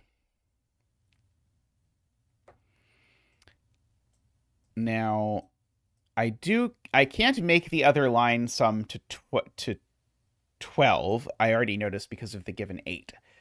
But the other line can't sum to less than 10, because if I tried to make it sum to, say, 8, then these 6 cells would go back to only summing to 20, and that's not enough, because 6 cells need to sum to a minimum of 21. This is 1 plus 2 plus 3 plus 4 plus 5 plus 6. So I do need to make these sum to 10, and I can't do that without doing them as 3, 7, I believe. Making these all blue, making these all orange, making these 2, 4, 6, 8, of course, and making these 1, 5, 9. That one is certainly not 1, for what it is worth. Okay, and so then, yeah, then you can do the same thing over here. Of these two differ by 2, and they sum to 10, so you just solve the equation, and they need to be 4, 6. 4, 6 with a 5. And so that also is a 4 and a 6. Oh, I've switched back to the other blue rather than the bespoke blue. Let's go with the bespoke blue for today. No 4 up there means no 2 down there, because the 2 and 4 are opposite each other. And 7 and 5. And so now I know the sum of these digits is 22, which you can only do in 6 digits, as 1, 2, 3, 4, 5, 7 is the only way you can, in fact, actually do that. Meaning that these are 6, 8, 9, the things you learn from doing Sudoku. So these are not 4, 5, or 7. They are 1, 2, 3. These aren't 5. So there is a 5 over here. And if there is a 5 over here, I should take a second. By the way, this 8 is even. There is a 5 over here, and the sum is 12. There can't also be a 7, because that would already make it 12. So the 7 is over here, which means it's with a 1 and a 2 in order to make the sum 10. So no 3, 4. These are 1, 2, 7. So no 1, 2 over here. These are 3, 4, 5. And that is the 3. That is the 4, 5. That is the 9 and the 7.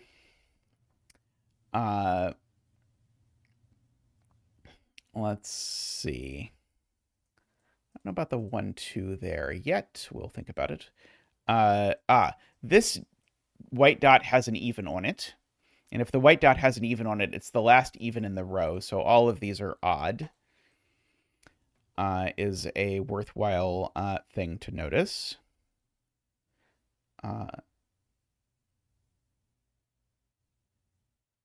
Let's see.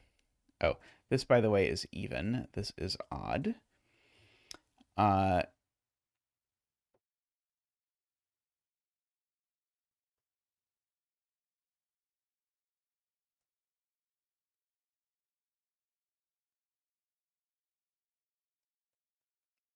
Right.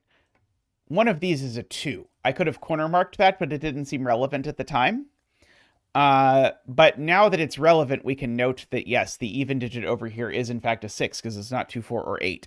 So these are from 5, 6, 7. In fact, actually, that's the 6 even. I'll even do better. And so that 6 looks back over here, says those are a 2, 8, with a 4, 6 down there. Good. So now this number is at least 6.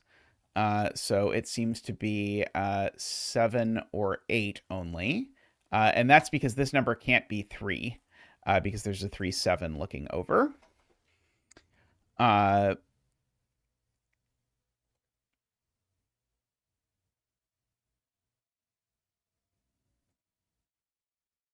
Okay.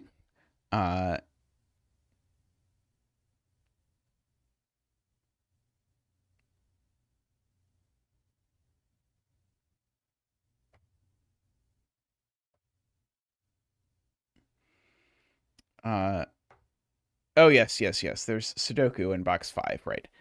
One of these two is 7, so this can't be 7. So these are both 8. And that is a 2.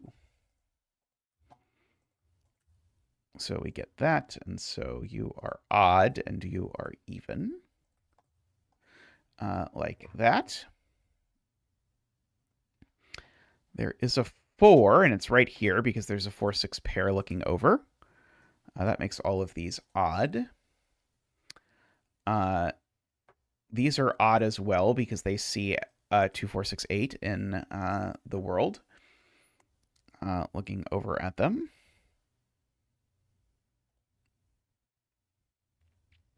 Let's see.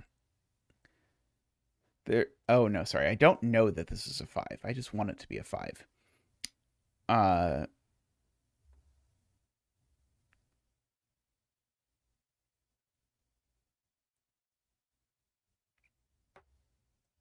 do know that this is a 1, 2, 4, 5. And that is not a 4, so that's not a 2. And that's a sort of weird virtual 4, 5 pair looking across the world. Oh, we can fill in that this digit is odd. That seems useful. One of these two is a 2.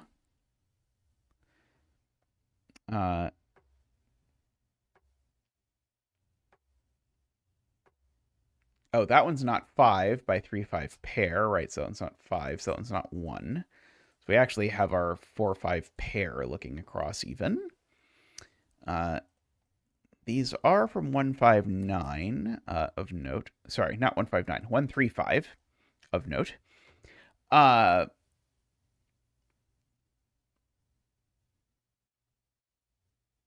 so the 9 in this box is looking across, I guess I can do. So the 9 is looking over there. So this is never a 9. So it is only 1 or 5. This is only 1 or 9, I suppose I could do while I was at it.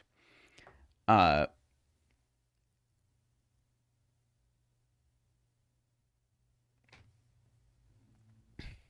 guess I know one of these is even, for what it's worth. That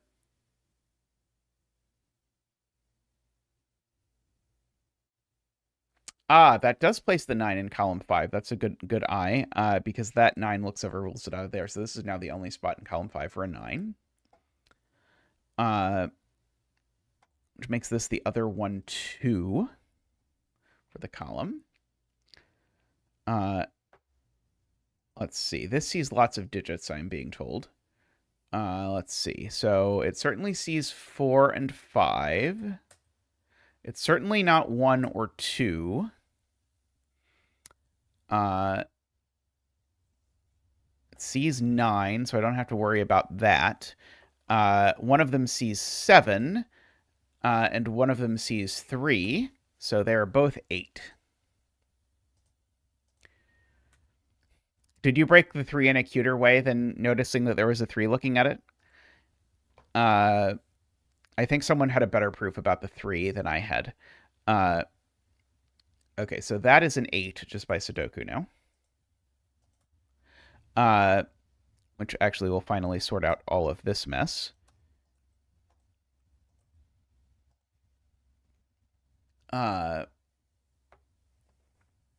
So this digit is odd because it sees every even digit, I notice. And ditto, this digit is odd because it sees every even digit. And so that digit is odd because they sum to 8. So that digit's even because it's consecutive with an odd digit. This number can only be 2 or 4. Oh,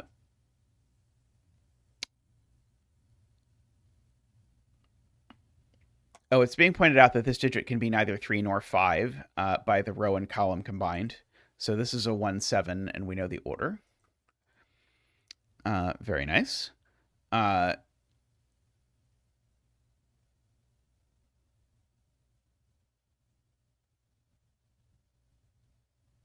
see. The 9 in this box is here by Sudoku, if you remember that there's a 159 triple looking up. The 5 in this box is up here. So that looks at the 3 over here and that 5. Oh, I am being informed that 1 only white dots 2, so I should fill in the 2. Seems tough but fair. This digit's now odd because it now sees 2, 4, 6, and 8, the 4 from that pair. And so this now is even. That is the 4, and this is the 3. Looking at that. This now is odd because it sees everything that is even. And so now this is a naked 3, actually. Okay, the 5 we've said is up here, so therefore this cell is even, if we believe ourselves. So 4 or a 6, and annoyingly, we don't know which one yet. These seem to be a 1-2 pair. Well, that gives me a 1, 2, 7 triple in the column, which makes this a 9, and a 1 and a 5 and a 9. Disappointing. I had really hoped that this would be a 5 sum, because those are so much more restricted. Okay, so this is a naked something. It's a 3. So that isn't. Let's see. This is not a 5, at least. So one of these two is a 5.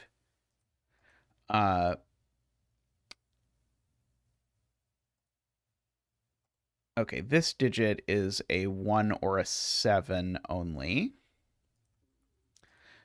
For whatever that's worth. I suspect it is not worth a whole lot, as these things go. Okay, this is a 1, 5, or 9 as well.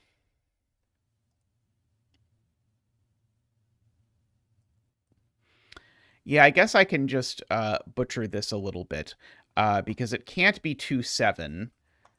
And so it's either 4, 5 in that order or 6, 3 in that order. So that's never a 4. So that actually gives me a little bit of oomph.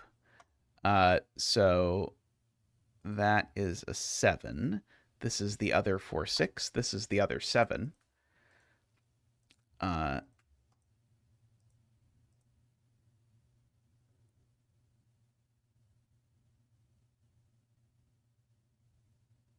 One in the row still has a little bit of oomph left.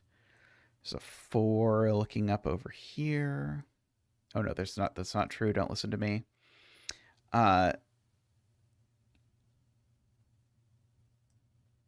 I'm being told there's a 7 in box 6, and it can only go there, which has made that a 5, a 1, a 3, and a 7. That has unlocked a lot of the mystery of the odd digits. So this is 3 now.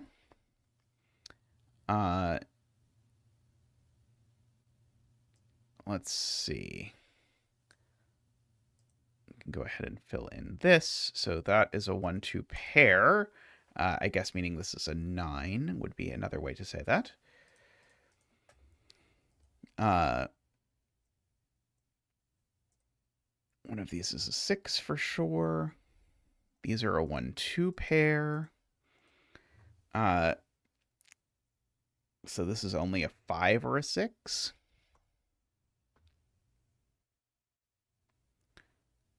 Oh, but where is the 3 in this row is the question. The 3 in this row is here. And that, together with that, adds to that. So that is a 5. That is a blue. And these are double orange. And a double blue. And a blue and an orange and a blue. And a 9. I see now that these are even because they see every odd digit. So now that's odd. Yeah, I'm not sure that the parody coloring was really worth it, but it's hard to stop once you start. Yeah, I don't think this was really much of a parody coloring puzzle. Woohoo! There we go. There we go. There we go. Oops. And there we go. So that is a 1 and a 2, and a 2 and a 1, and a 1 and a 2, and a 5. Gotta love the Zach emote. Zach appreciates them especially. That is a 4, and that is a 6. There we go. Very nice. Let's see. I've certainly got time for another 6x6, though. Let's see.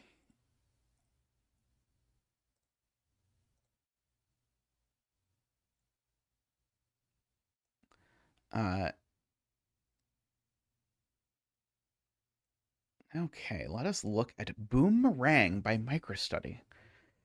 I hope to see MicroStudy again someday. I liked MicroStudy a lot. Let's see. So here we have a slow thermo. So digits along a meringue line must increase or stay the same when moving up a row until the highest point of the line. The different colors are for the burnt aesthetic. Digits separated by a white dot must be consecutive. Digits separated by a black dot must have a 1-to-2 ratio. Not all dots are necessarily given. Okay. Moving up a row. Okay, so the small ones are at the bottom. So let's see. So 3, 4, 5, 6. Oh, right. Sorry, I have to do this carefully. So if this is a 6, this could still be a 6, and then a 5, and then a 4, and then a 3. I don't think this can possibly be larger than 3, if I did that right. I think if this is 4, it's broken. I mean, arguably I could have started there. That would have been smarter than starting down here. You're right.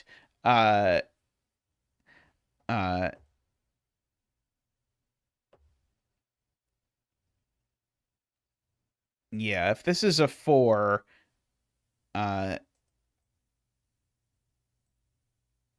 anyway, I think I've proven that these are at most 3, so I think these are from 1, 2, 3, which means this one is also from 1, 2, 3, which I think means it's a 2 with a 1, 3 pair, I think. And if you believe that, then you believe that this is a 3, 6, and we know the order. And so this is a 1 or a 2. I have made that mistake before, Matt Laffey. Believe me, I have definitely done that where I was like, but why isn't it 2, 8? For X's or whatever in 6x6s.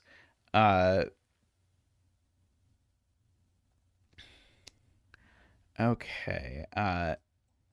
So these are a 1, a 4, and a 5. This can't be 1 because it's bigger than that. It could be that this goes 1, 1. I think that's okay, as far as I can tell. If this doesn't have a 6 on it, then the 6 then it goes over there exactly, but I don't see what to do with that yet. This number is at least 2. Oh, I guess I know the 6 in this box goes here, don't I? Because... Oh, sorry, no, I don't. The 6 can't go there. Right. Sorry.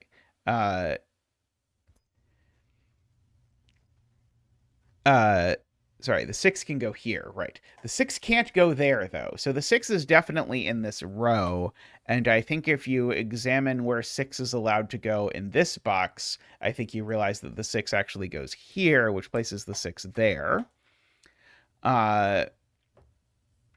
Which would have made life a little bit nicer if I had done it in the other order.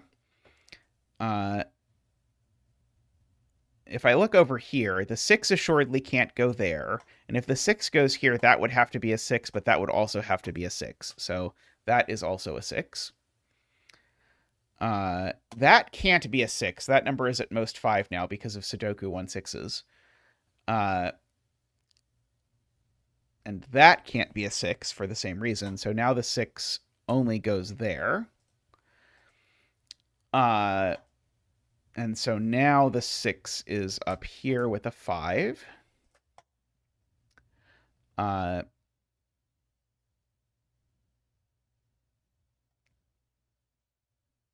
Okay, so now if this is a 3, Ambrose is telling me that things break. Because if this is a 3, then this has to be a minimum of 4, and now this has to be a minimum of 5, and now there's no way this works. So now that's the 1 and that's the 3. Okay, so this is the other 4, 5, because it has to be bigger than 3. And so this is a 1, making that a 2. This can still be a 1, I have to remember. This is a 4, 5 pair, though, which goes in that order, sorts all of that out. This is a 4 or a 5, because it's bigger than 4 and less than 6, or it's at least as big as 4. These are a 2, 3.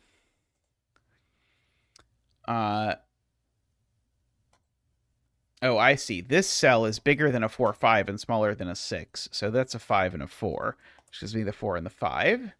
Good, good, good. Okay, so there's a 1 in this row, and it goes there, which makes this a 3 by sudoku. So that is a 2 and a 3. And I think we can mark the rest of our delicious meringue. 4, 5, 2, 4, 5. 1, 3, 2, 4, 2, 3. Very nice. Boomerang complete. Let's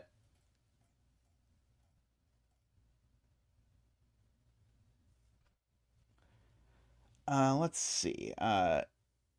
Let's do an arrow 6 by 6. This is probably going to be the last one because this one is a mean mini. So in this one we get to use 6 digits, but they can be any 6 digits from 1 to 9, but we have to use the same ones everywhere. It's not 1 through 6 because of column 6. And then the digit in a circle is the sum of the digits along the arrow. And these have a 1 to 2 ratio. This does look fun.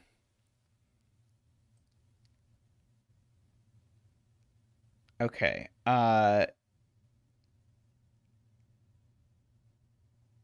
If this circle goes here, it breaks immediately. Because if this circle goes here, let's just imagine it's yellow, then these are both orange, and so these are both orange, except now we know that this digit is also orange, and that doesn't work, because basically we know this is one of the 2 digits involved in the sum. So one of these 2 is yellow, I'm at least prepared to say. It is not the most profound deduction that I have ever made in my life. But I can tell you which one, because this digit goes on this arrow.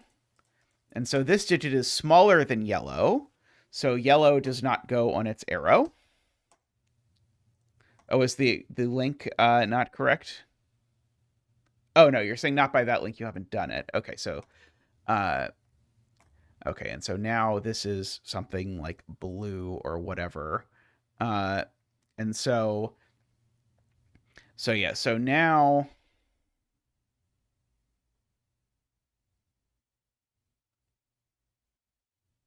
yellow is, I don't think yellow is the same as the sum of 3 digits. I think there's a repeat in there.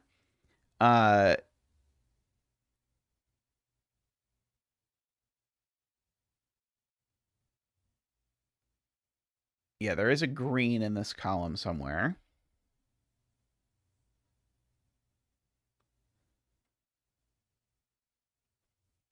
Yeah, I know that these are new digits, right? So if I go ahead and I make this, say, blue, then make that blue. Again, for the same reason, these are new, so we can make them red and orange, say.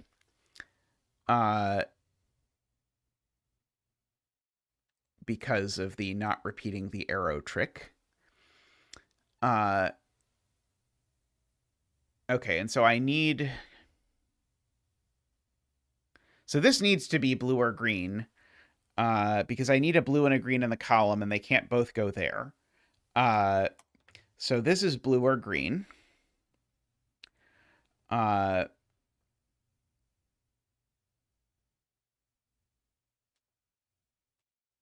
No?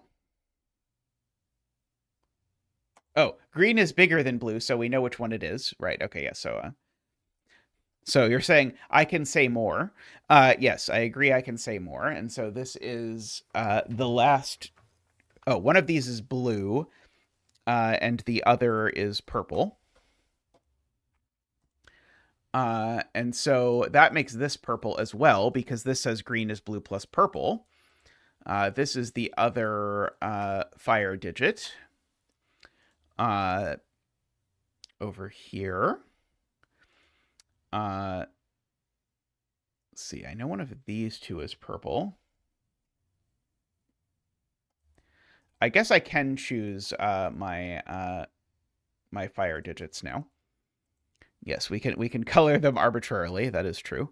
So I could technically color... Oh, no, I can't color these arbitrarily.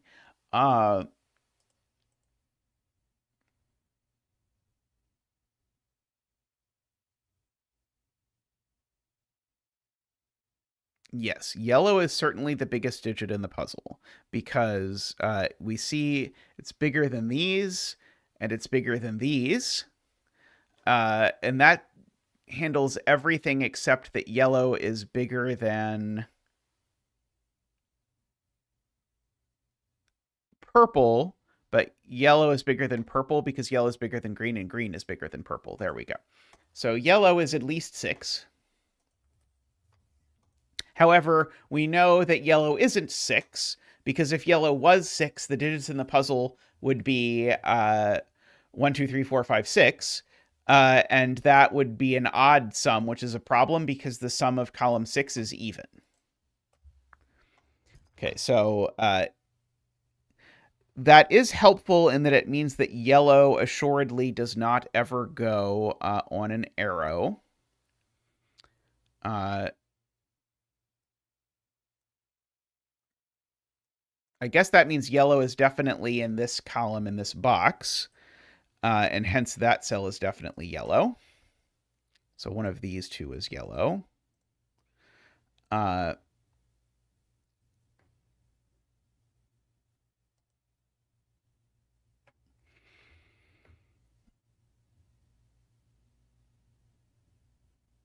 Yeah, this circle, by similar treachery as before, needs to go over here.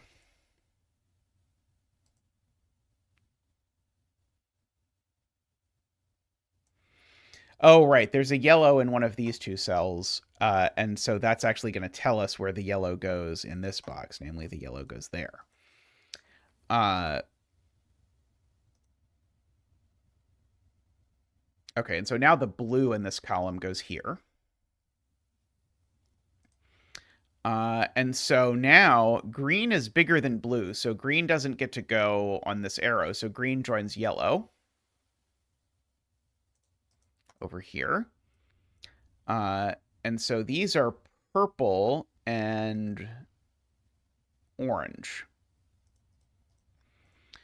And this is also purple-orange, just by magic. Let's see. These are orange and red, fire colors, of course. Let's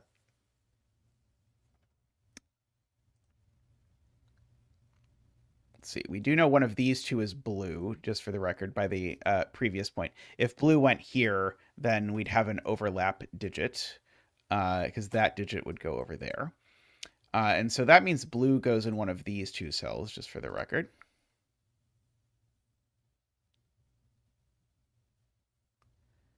Yeah, row 3, column 1 can't be 7 or 9.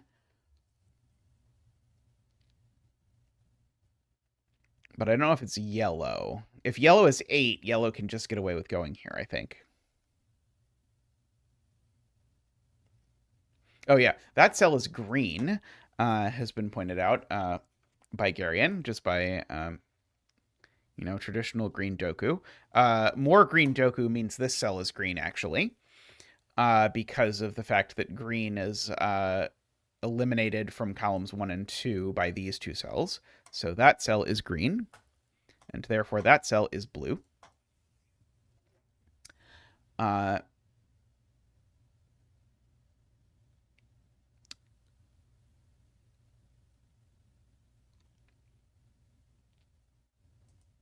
Oh, the blue looks right. That's true. So true. So one of these two is purple. I don't have anywhere where it tells me what purple plus green is, unfortunately, I don't think.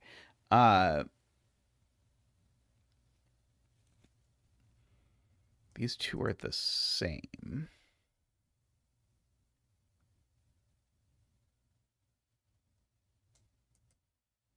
Oh, purple is smaller than green, right? Okay, purple is smaller than green, is being pointed out. So therefore, purple can't go there. So purple goes there. And this is the other fire color.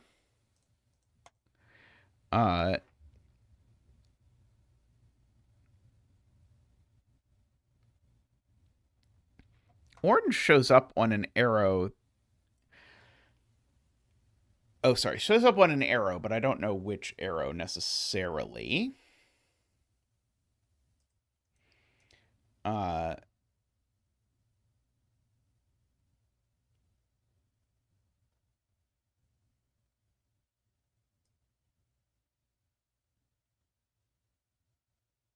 Right. These are the same digit. Right. That's very cute. So these are the same digit, and so this is saying that green plus purple is this digit, so therefore this needs to be purple.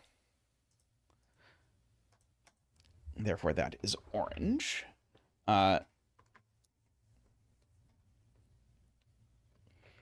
Whichever fire color this happens to be.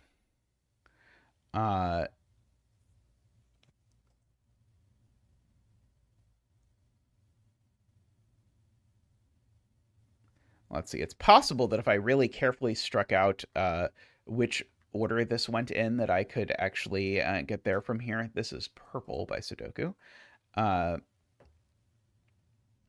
These are red and orange again.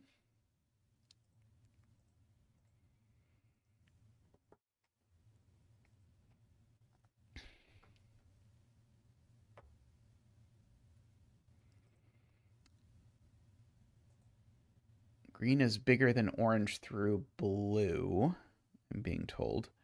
Right. Green is bigger than orange because blue is bigger than orange and green is bigger than blue. And so therefore this can't be orange, is the point. So that's not red. So that's not orange.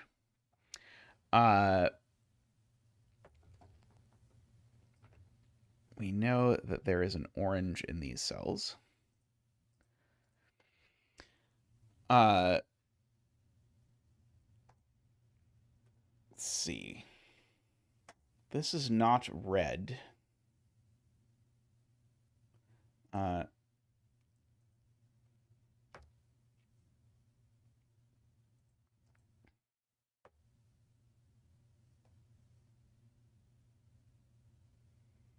Oh, this is red or orange. However, we know which one it is because we know that blue is on the sum, and we know that blue is bigger than orange. So this is red, which makes this not red, which makes this not orange.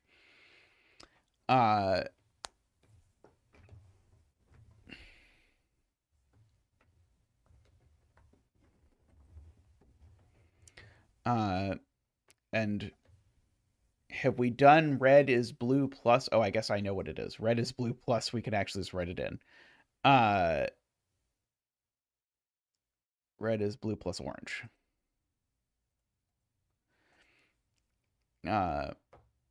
Is what this says.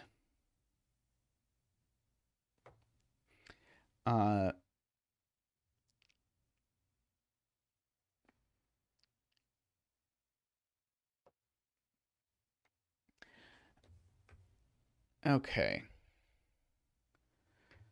So we've got some sort of like weird thermo thing in here.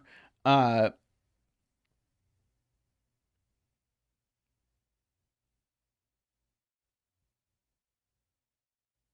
yeah, okay. So yeah, the thing to note about red is that red is a two-cell sum in two different ways of two different digits. So red is at least 5, and it's still smaller than this. And so red is actually bigger than everything else other than yellow. So red is at least 5. And so this digit is at most 4. But I guess orange is the smallest digit, I think.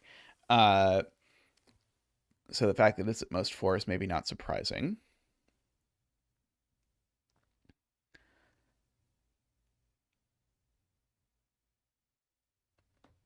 Okay, so this green is smaller than red.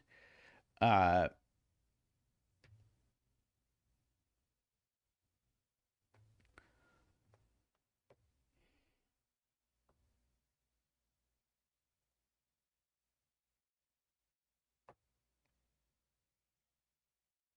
see, how am I supposed to use this black dot?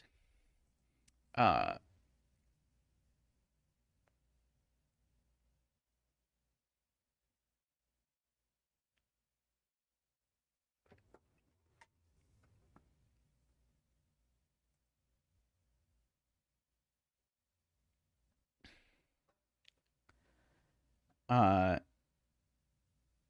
if black dot were yellow, it would be an 8.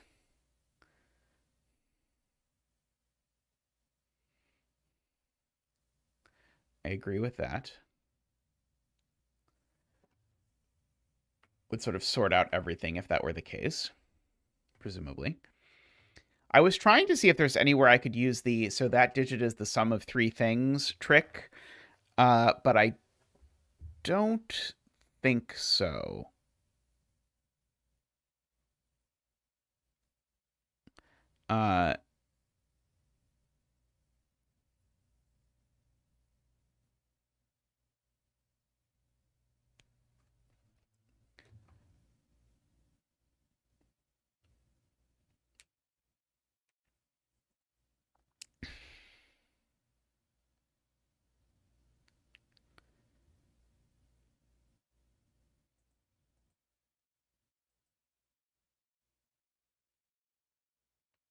Okay. So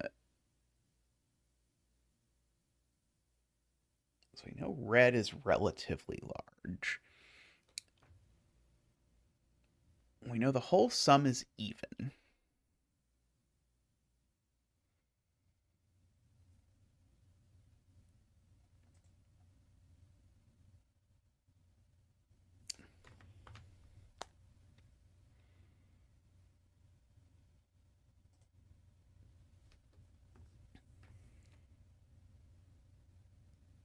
Blue is smaller than green, which is smaller than red.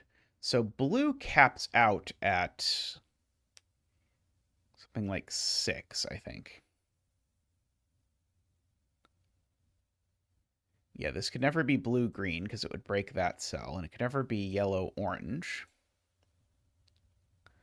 Oh, let's see. Vish has done the system of equations I was trying to avoid doing. Yellow is 2 times orange plus 3 times purple.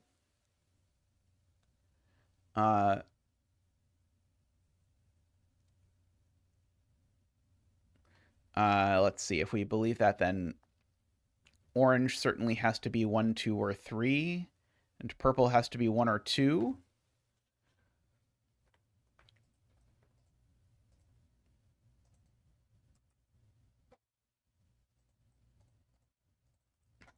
Just by just basically chalking together all of the sums. Okay, so if purple is at most 1 or 2, do we know green? We know green is bigger than 3, don't we? Oh yeah, this is a 1, 2 everywhere. I can fill that in. So this is not a 1, 2 dot for what it's worth.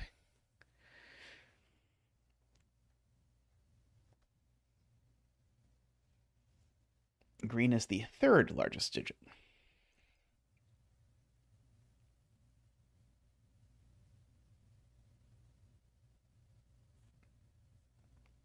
Green is 4 times purple. Blue is 3 times purple.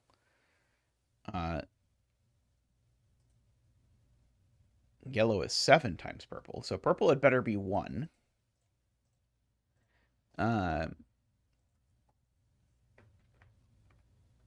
And yellow had better be 7. Oops, sorry, 7? There we go. And so yellow is not here if yellow is 7. I did the opposite of the thing. So yellow is 7. Get rid of all of that. And so we can get rid of that and that. Yeah, I wonder if there was a slightly cleaner way through the end there. At least I generally don't like solving a system of equations unless there's a cheaty way to do it, basically, as part of my solving a puzzle thing at the very end. Yeah, so now red is only 5 or 6. Let's see. Green was 4, I believe, from Vish's computation. And so this is not green. This is not blue. So that is a 4. And so blue is 3 by process of elimination. Red is 5, therefore. And this is 2. I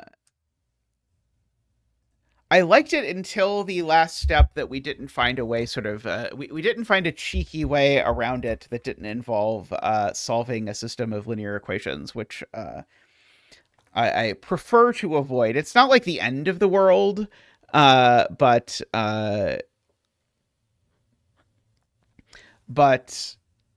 yeah, I'm not sure if we did use the black dot. Like, I don't think so. Yeah, I the way you solved it used the black dot. I see. So there might have been a way around it that was not the way we did it. But fear not. If you want to watch me solve systems of linear equations, you should definitely come to my SudokuCon talk, because I started writing notes about that today, and so there will be some of that in the talk. So I'm looking forward to that. It's quite exciting.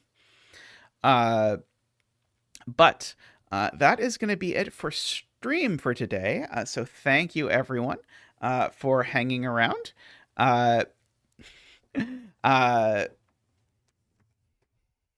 will say yellow equals 7 times purple is a wild conclusion from an arrow puzzle. That was definitely my thought as well. Was like, yeah, that is kind of zonky.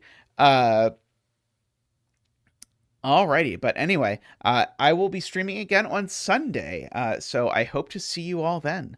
Thanks for watching. Thanks to our new supporter, Sam, much appreciated.